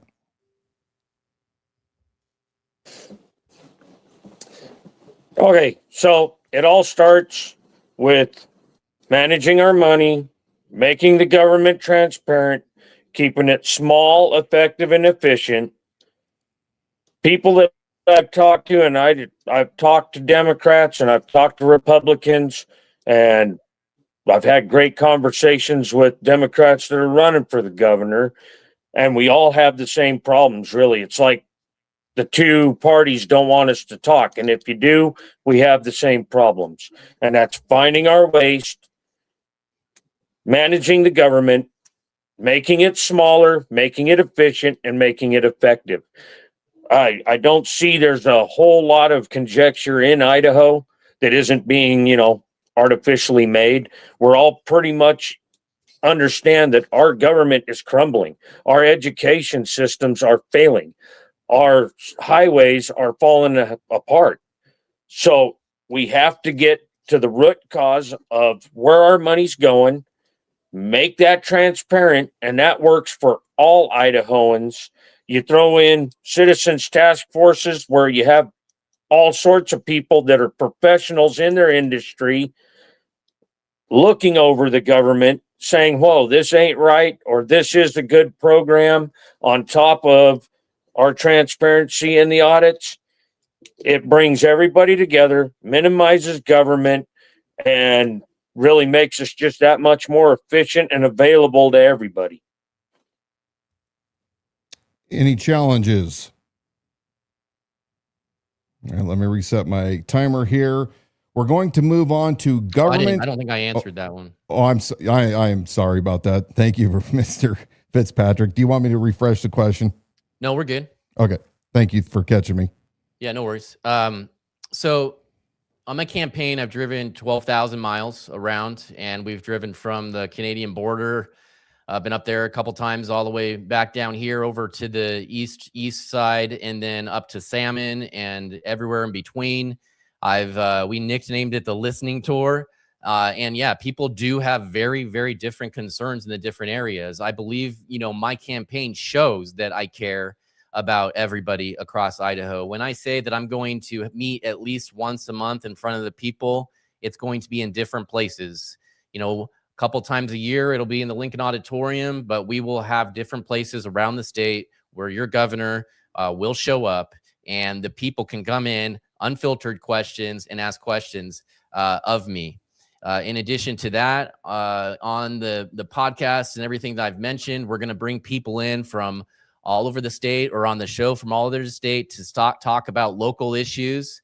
And then they can take that information and use that information locally to help make decisions, or even put pressure on political situations. My governorship is going to be a very populist style. And if you can imagine, I told you I'm a Christian man. If you can imagine a Christian version of Trump, where he rallies the people together, gives them the information, and calls things as they are, so people know what's going on.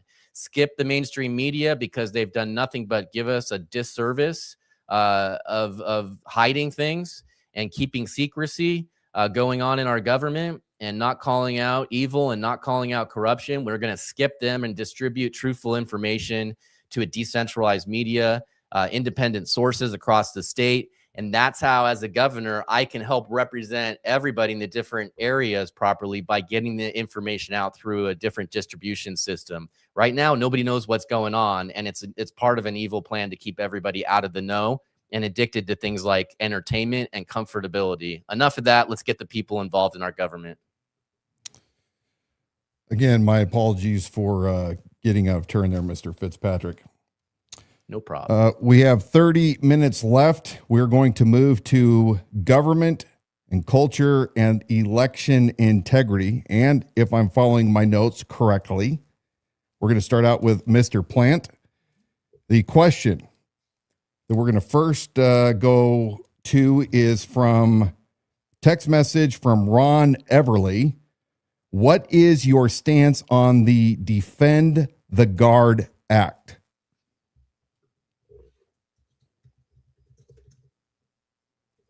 Mr. Plante? You're still on mute, Mr. Plante.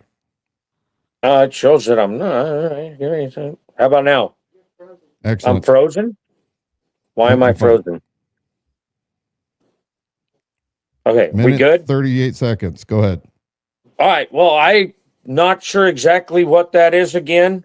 I've been studying my butt off. Obviously, I haven't hit every topic, so I will go ahead and give my time to somebody else. All right. Mr. Fitzpatrick, do you need a refresher on the question?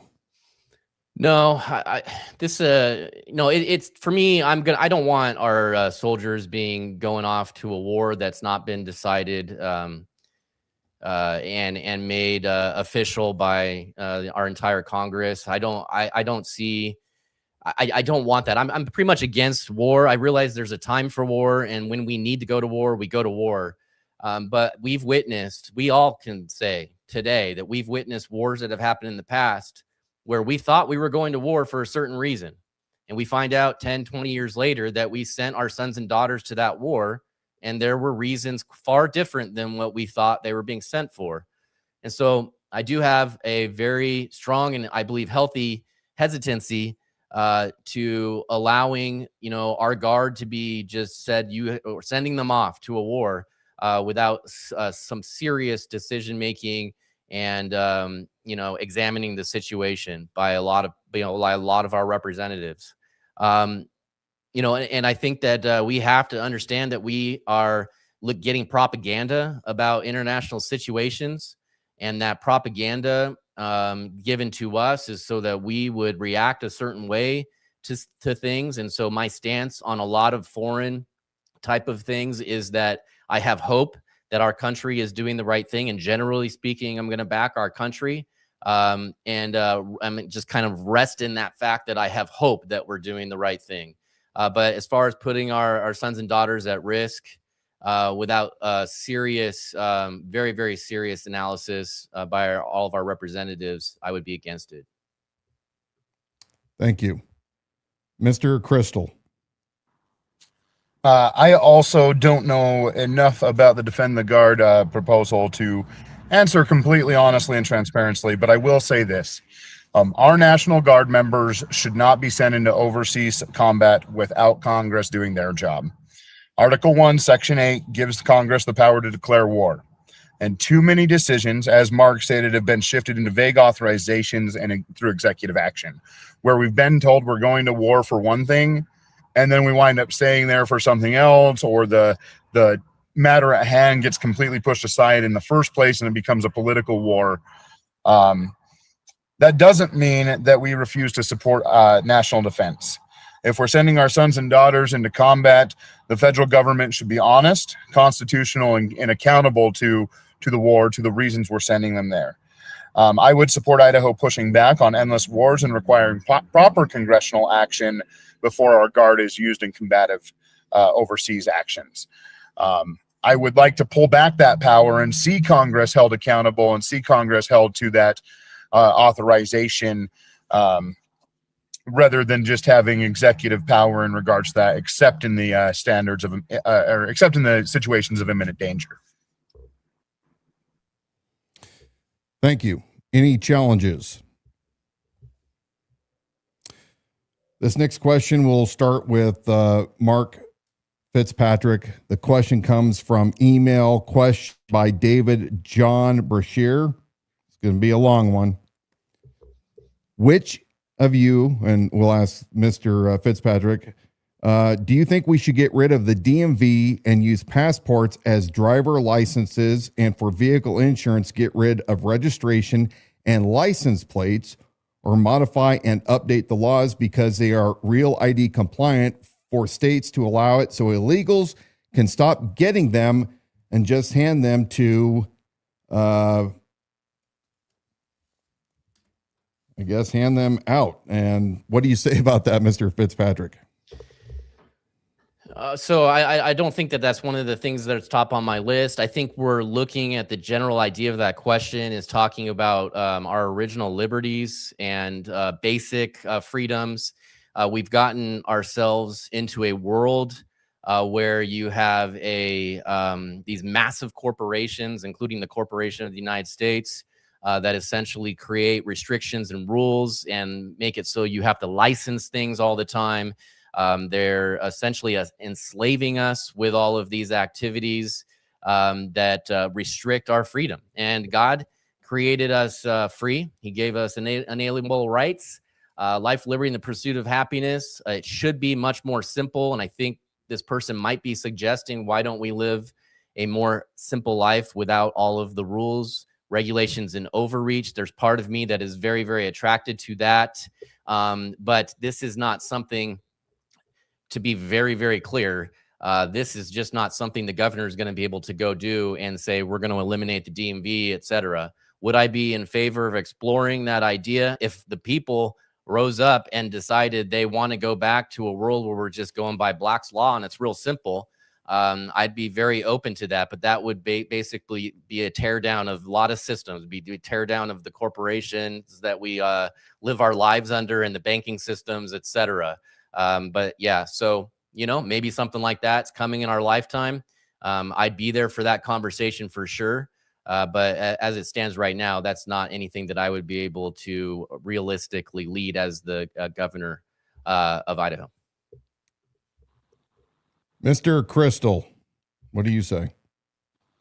I think that currently that the DMV and stuff, as much as we all hate it, as much as we hate the lines and the fees and stuff associated with it, I do believe we should be careful about how far government goes with licensing, registration, tracking, compliance. But it also is a system that does have real use and real necessity. A driver's license is something that can be used to verify that someone's legally eligible and capable of operating a vehicle. Vehicle registration can establish ownership and accountability. License plates help with public safety, theft recovery, insurance matters, and other basic road enforcement. So all those systems make sense. Where we start crossing a line is when we see Idahoans continuously taxed at an endless rate, paying excessive fees for the registration or the licensing, et cetera. And that to me, it just comes back to kind of the same line as property tax of, if we don't pay the registration and the insurance fee and everything, are we able to drive the vehicle that we may be licensed to drive? There are other systems. We can have direct accountability. If you can show financial means to be able to drive without the insurance, well, then fine. Maybe you should be able to, as long as you're willing to put up a bond or something else of that matter to be accountable in case you're at fault in an accident or something. But no, immediately, that's not at the top of my list. That's something that maybe we could look at after I've been in and we've gotten some other more important issues handled.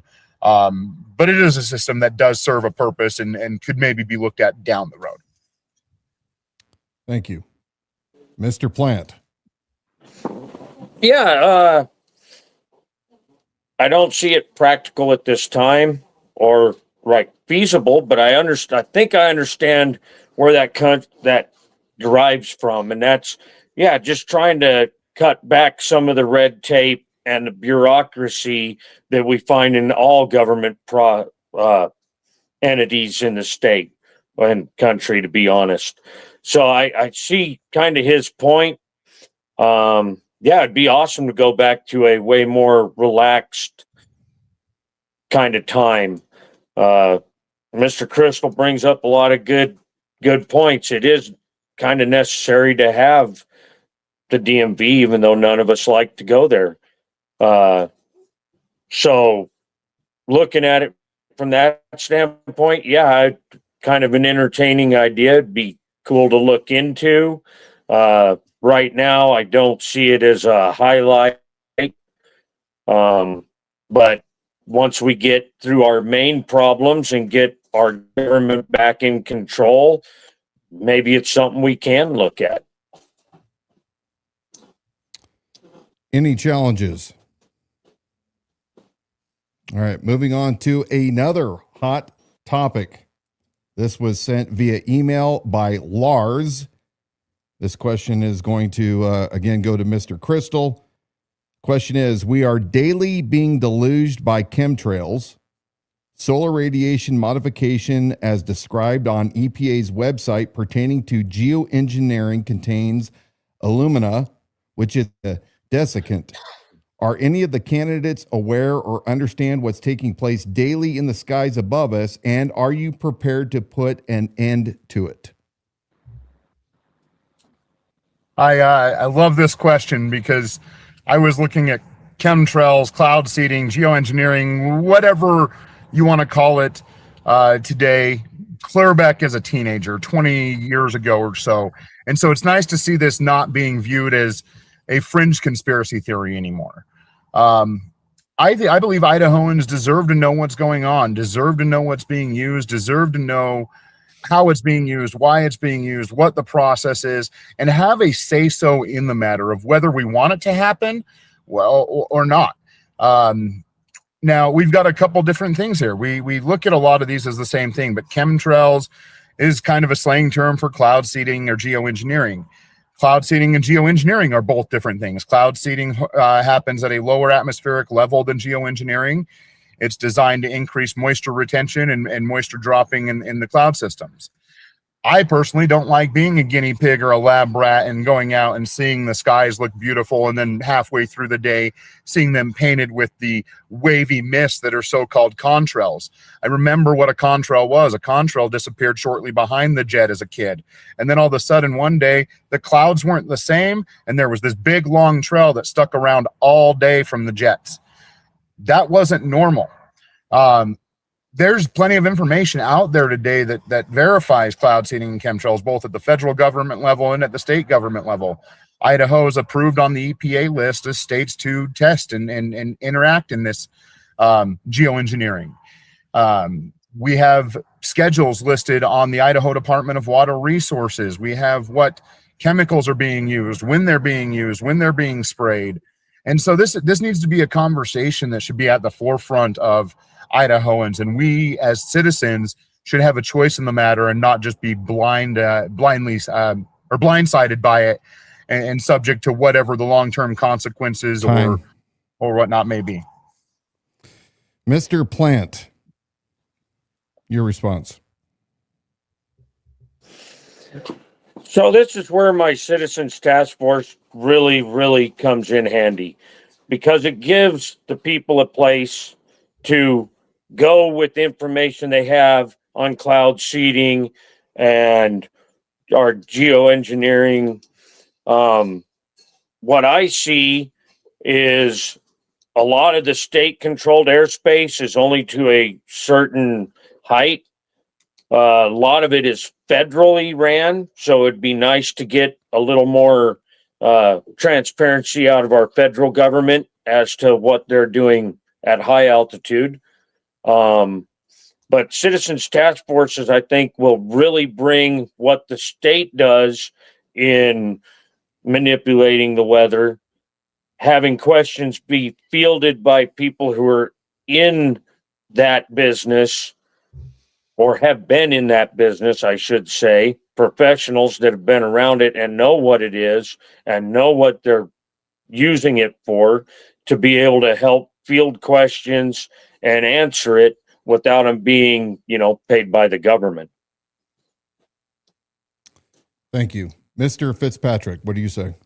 I find chemtrails, geoengineering, et cetera, to be very frustrating. Like most of the people that I'm meeting as I'm going across the state, I've seen some crazy amount up in Coeur d'Alene area on some days. It's just mind blowing. And of course, down here, Treasure Valley area as well.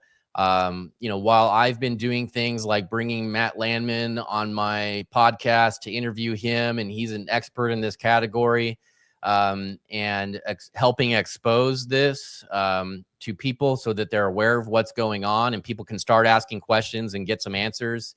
While I've been doing that, Brad Little, he answers emails that come into him and tells people that they're not chemtrails, they're contrails. And so people have forwarded me his letters. I've read them.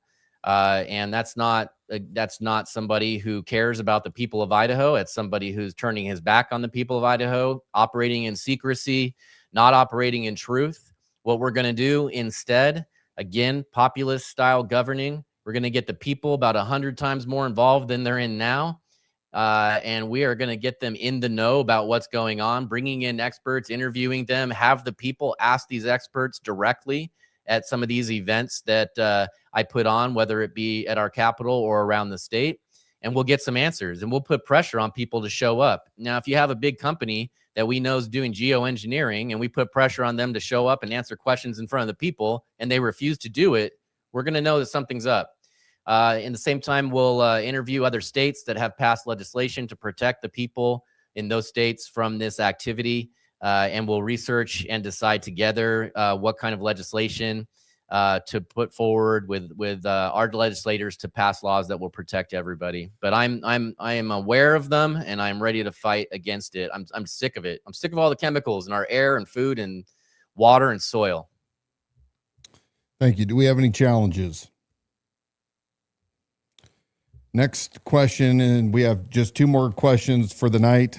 This one first goes to Justin Plante regarding healthcare.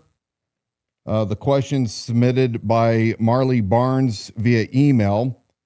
I'm 70 years old, and I applied for the Medicaid Savings Program with the hope it would pay for Part B, $202 that is deducted each month from my Social Security check. I was denied because the income limit for 65 and older is $1,074.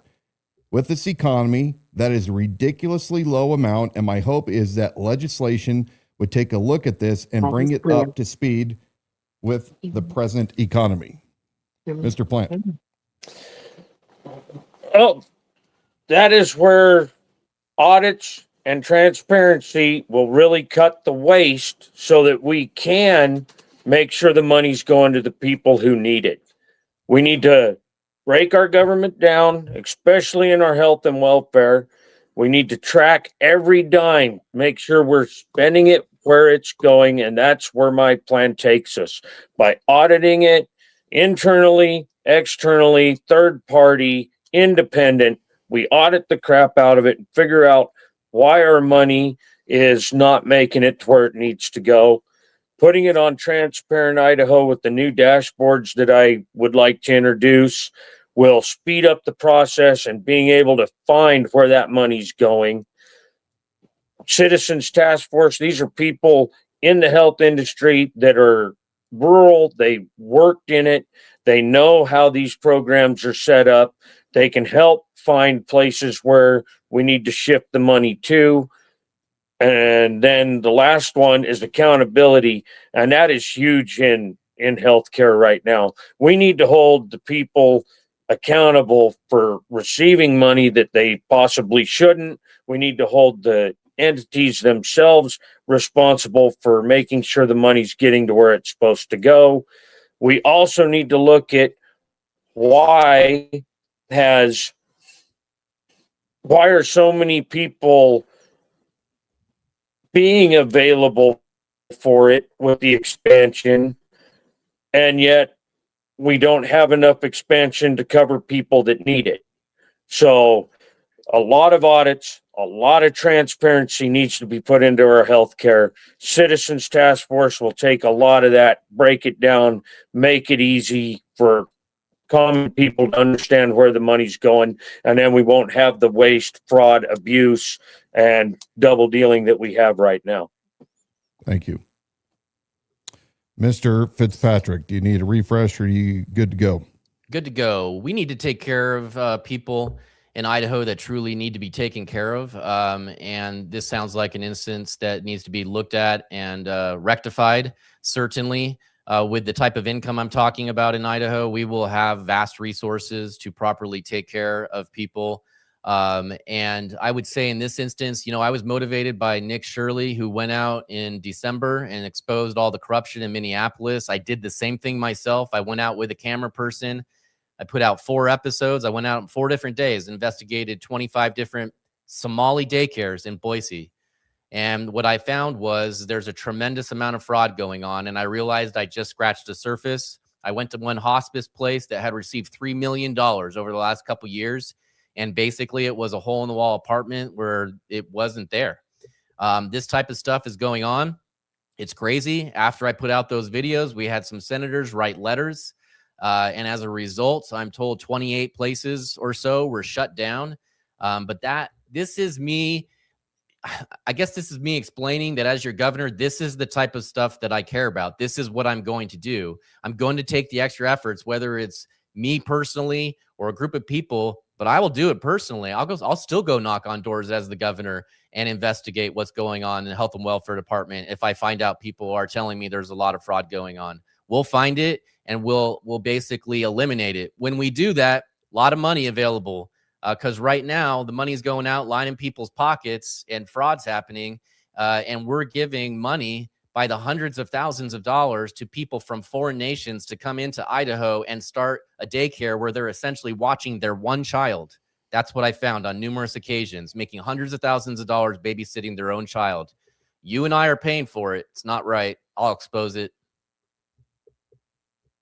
Excellent. Mr. Crystal. I think the thing that frustrates me most when we start talking about spending matters like this is that while we were talking about a budget crisis and making broad across the board cuts, our own legislature passed themselves a raise increase. Now, if Idahoans are being expected to tighten their belts, why isn't our legislature? That's poor leadership, in my opinion. As your governor, when elected, I will not support pay raises when Idaho's in a spending crisis. Stuff like Medicare Part B premiums are not optional for a lot of our seniors and disabled Idahoans. But the Medicaid savings program that we have in place today is not doing what it's designed to do. It's not realistic. It doesn't match people's lives. It doesn't go with inflation or cost of living today. And so we need to review the income and asset limits for Medicaid savings programs. We need to compare them to the actual cost of living today. And if those limits are based on numbers that don't reflect rent, food, utilities, medical costs, other necessities, then like I said, the program's simply not doing what it's intended to do. We should look at phased benefit instead of a hard cliff. So right now we see that cap number where you lose all benefits if you're at that number. We can phase that out over time, but that comes with accountability, reducing bloat, fraud, waste, redundant spending, unchecked contracts. We need to cut that administrative waste before denying help to the people who genuinely need it. We need to look out for our people. We need to take care of our citizens. We need to take care of our senior citizens, our disabled, not just deny out the door when we can't even control our own spending.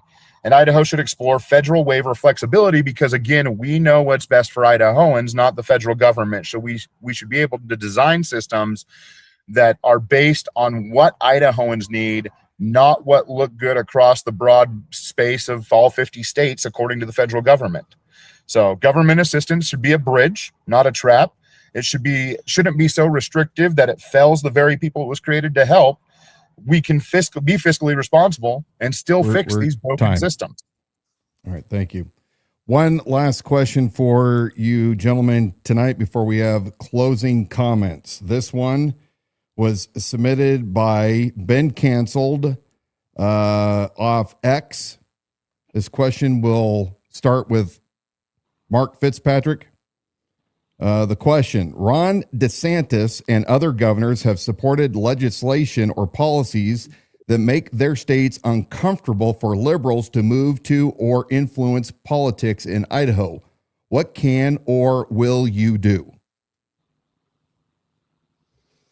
Well, first and foremost, I'll say for sure, I love the people of Idaho. That includes people who disagree with me. And I know that some of them would think that I don't care. The reality is I do. And when you see me out there in the public talking with people, and I've put out many videos because I've gone to a lot of different protests, I've gone to pride events, etc. And I've talked with people, and you can see that there's care and concern and love. And I have that. I have that for the people that I agree with. I have it for the people I disagree with. So that representation will be there. Do I want things to be uncomfortable for you? Well, here's the thing. There's certain things that are just wicked in this world. And if you're in support, like Mayor McLean, if you're in support of children going down an avenue and being deceived to understand or come to the conclusion that a boy's not a boy and a girl's not a girl, and they would be pushed down this avenue of ultimately getting to the point where they would chop off their sexual body parts due to pressure from classmates, teachers, psychologists, etc. That's not acceptable. And if the fact that I will fight hard against that makes you uncomfortable and you want to move somewhere else, then I want to make you uncomfortable and you can move somewhere else. There's other things too. You know, if you think we should have open borders in this country and illegals should be able to come in whenever they want, and we should be continuing to hand out and provide for them in this fashion, you and I stand at a disagreement that is extremely strong. I basically think that's traitorous activity and traitorous thinking. And if that makes you uncomfortable, then it's just going to be uncomfortable. But if you stand for, patriotism and looking forward to building a strong state where we will eliminate taxes and people can live free and can express themselves and have freedom of religion and speech, elect me as your governor. Mr. Sean Crystal. I'm not running for governor of Idaho to turn Idaho into a Florida copy or a California copy or any other state. I want Idaho to be Idahoan and represent Idahoan values. So if another state happens to pass a policy that protects parental rights, limits government overreach, etc., and looks good for Idaho, let's look at what parts look good for Idaho and let's maybe work on implementing those. But at the end of the day, I'm here to serve Idahoans. And whether we agree or disagree, I want to have the conversation with Idahoans. I want to have a conversation with citizens that don't agree with me, because we're not going to agree on everything. Even the ones that may agree with my entire platform, we're going to find flaws. We're going to find areas where we disagree, where we don't see eye to eye. And that's opportunity for growth and communication. That communication can create a better Idaho. That's what Elevate Idaho and my campaign for your governor is all about, is listening to you, hearing from you, coming up with amicable solutions that fit the broader spectrum, putting power back into our local municipalities, not controlling everything. I'm not interested in passing bills that make liberals mad or get cheers from conservatives. I'm interested in passing bills that impact Idahoans, work for Idahoans, provide proactive solutions for long-term sustainability and the future of our children and generations to come. Let's elevate Idaho to a higher standard together. Let's work to build us to that next level and make Idaho the best state in the nation in infrastructure, in education, in healthcare, in freedoms, in our daily lives in general. Get the power back to the people, get the power back to their local municipalities, and start building systems that work for the people that we represent. Thank you. Mr. Plante. Yeah, so Idaho's already one of the most conservative states in the nation. What I'll do as governor, I'll follow the laws as written. I will push affordable housing. I will push water rights. I will take care of health care. I will take care of education problems. And I will take care of our highways, our Department of Corrections, and it's going to be using the 4 pillars, which is going to fix most of the state's problem. We're going to use the 4 pillars to shrink government, get government back into its wheelhouse. We're going to be able to track where our money's going, and we'll be able to put what's needed. Pretty easy if you look at it standpoint. We can look at this big machine. We have that great owner's manual, which is our Constitution, and I'm going to follow that to the letter. All we got to do is bring in the 4 pillars, make a few reforms, and really track where our money's going, make sure it's going to the right places, eliminate fraud, waste, abuse, and really push for transparency and accountability. And most of our programs can be saved with savings from waste, fraud, and abuse. And my plan will find it. Thank you. We now have final closing comments from each of our 3 Republican primary governor candidates. We thank them for being a part of this ad hoc debate tonight. We are going to start with Mr. Crystal. Your closing comments as to why the citizens of Idaho should vote for you in this primary. And please give us your website or contact information at the conclusion. Go ahead. So as your candidate for Idaho governor, at the end of the day, the race isn't about is about whether Idaho wants to keep reacting to problems that they've have already gotten out of hand, or if we want proactive leadership that's finally going to lead with some common sense and get ahead of the issues. Cannabis is a great example of that, actually. It's something we didn't touch on in this debate, but I'd like to touch on just real quick in my closing statements. For decades, Idaho politicians have acted like prohibition is working, when in reality it isn't. We're simply funneling money downstream to other states, to border dispensaries, and when those Idahoans come back with products they purchase legally with taxed and regulated systems, they become criminals in Idaho. So the reality is they're already driving across the state lines. They're spending that money in those states, and then they come back here and get arrested, get treated like criminals, become part of a police state system. That's not conservative governance. That's not responsible governance, and it's not protecting our citizens. And when it comes to cannabis, I support medical access, and I support a serious conversation about ending prohibition and letting adults have a choice in the matter. That's not about promoting cannabis. It's about promoting medical choice. It's about promoting adult choice. It's about bringing money back to our state that's already being spent and is leaving our state as a result of our prohibition, drug war era, reefer madness mindset that we're stuck in. Idaho deserves leadership that is willing to look at and listen to the conversations Idahoans have been having, the things that are important to Idahoans, rather than just pushing them aside like they don't matter. People that are willing to face the hard issues directly, whether it's cannabis, property taxes, education, healthcare, government overreach, and is willing to hold my fellow elected officials or our fellow elected officials accountable to a standard that represents Idahoans, that puts us as stewards to the people rather than just another politician in a lobbyist pocket. I'm not running to protect the system we have. I'm running to elevate Idaho. Thank you. Give us your website or the best way for people to find out about your campaign. Yeah, reach out directly to me. You can get to me on Facebook at Sean Crystal, at facebook.com/Sean Crystal for Idaho. You can email me at seancrystal4idaho@gmail.com or reach out to me directly, 208-520-2150. I want to hear from you.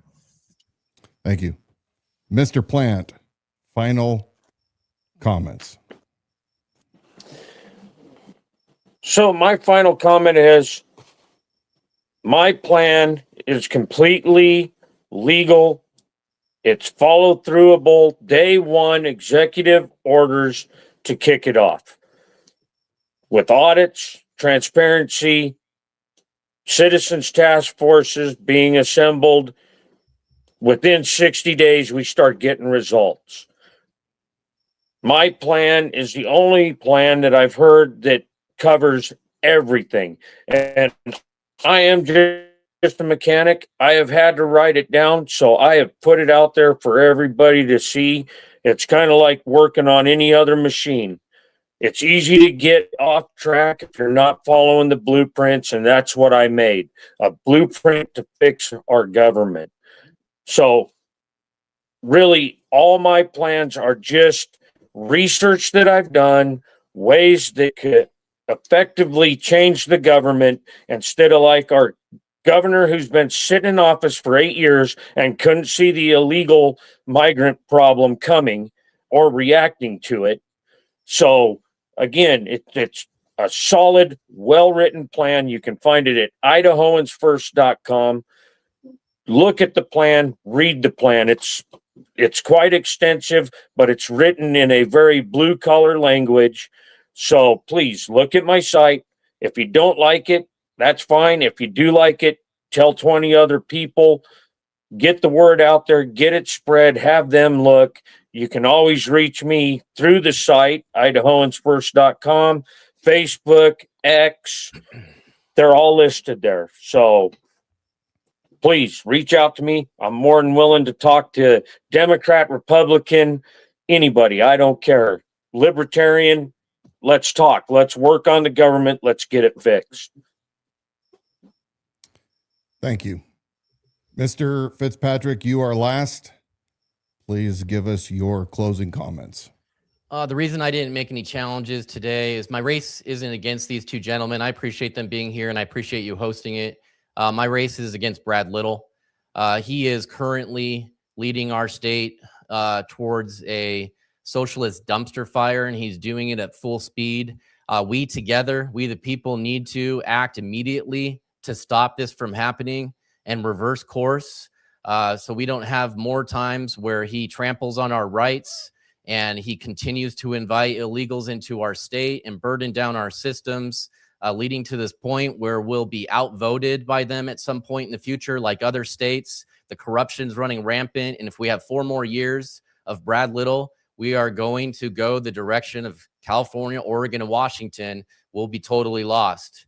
I do want to say that as a result of all my effort of driving around and talking to thousands of people, I have a tremendous amount of support happening. I'm getting hundreds of messages a day. Many people are telling me they think that I am really going to win this thing. I do believe I'm going to win this thing. We have 10 county committee, Republican committee endorsement victories, including the 3 biggest counties, part of Canyon County. And then we had Ada County in the straw poll, and we had Kootenai County, KCRCC. I have tens of thousands of rack cards going out door to door. People are knocking on doors all around the state. Of course, I've been there. I've listened to people. We get deep in conversation, and they're very concerned about the evil and the corruption and the lies that are going on out in the world. We right now are at a founding fathers moment. This is the moment that we can turn towards what's right and true, or we'll go down towards disaster. And we need people who are going to risk their ultimately up to their lives. And I'll tell you that I love Idaho and the people, and I am ready to even put my life at risk for this. Elect Mark Fitzpatrick as your governor. You can check out my website, markfitz, F-I-T-Z, idaho.com. Thank you all. And that concludes this ad hoc debate tonight here on the Liberty Without Compromise broadcast. We thank you for our 3 candidates, Sean Crystal, Justin Plante, and Mark Fitzpatrick. I do want to point out that I am more than disappointed with our current governor, Brad Little. An invitation by my wife, Donna, was sent out to the governor and his team. We didn't even get the courtesy of a response. It is unacceptable at any level in this state, especially if you're a Republican and you are running for an office. You are never too good to debate those that are also running for the same office. And my challenge is to Dorothy Moon and to Brent Regan. You guys need to get on the stick and start having good debates across this entire state with candidates that are putting their names out on the line. And I disagree with Mr. Regan when he says that the KCRCC, for example, is there to support people that can't campaign very well but are qualified for the job. Tonight you saw 3 men, varying levels of experience and degrees of expertise, coming on and facing those that are running for the same position. I want to put in a special thank you tonight for my co-host and wife, Donna, for putting this together. This happened because of her hard work and reaching out and doing the footwork. And the entire production tonight is a reflection of her passion for what we believe here in Liberty Without Compromise. Remember, as Americans, we have no kings. Brad Little, you are not our king. Those of you in the Republican Party that are okay with the governor blowing off his constituents, to include myself, it's unacceptable. We did not descend from fearful men, but men who understood the times. They dedicated their lives, their fortunes, and their sacred honor. I hope that you will take the time to vote this May 19th. That's a week from this coming Tuesday. Donna, would you please take us out? Thank you for joining us tonight for this very special live stream broadcast, old school debate. We thank again our candidates, Mark Fitzpatrick, Sean Crystal, and Justin Plante, candidates for Idaho governor. You can always find more information on our website at libertywithoutcompromise.com. There you can view exclusive past reports, and all archived live streams are available on our YouTube channel. That is at the Idaho Sheriff. This debate will remain posted, the very best place to get it, archived permanently on our YouTube channel. Again, that is at the Idaho Sheriff. You can copy the link from there Share it with your friends, private message, email, however you want to do it. It'll be up on our Facebook page for the next 30 days. After that, Facebook takes it down. That's just what they do. So the YouTube channel is your absolute best option. We thank all those of you joining us on all of these platforms on X, Facebook, YouTube, and Instagram tonight. And love seeing that participation in the comments section. That was great, you guys. For those of you who enjoy podcasts, you can listen and subscribe wherever you get your shows, and we will post the podcast version of this debate as well. Thanks again. And we'll see you next Wednesday. We typically, for those who are brand new, we broadcast live every Wednesday night at 7 p.m. Pacific. That is what we do. So we'll be here again on Wednesday. Stay strong and be ever so courageous in these times.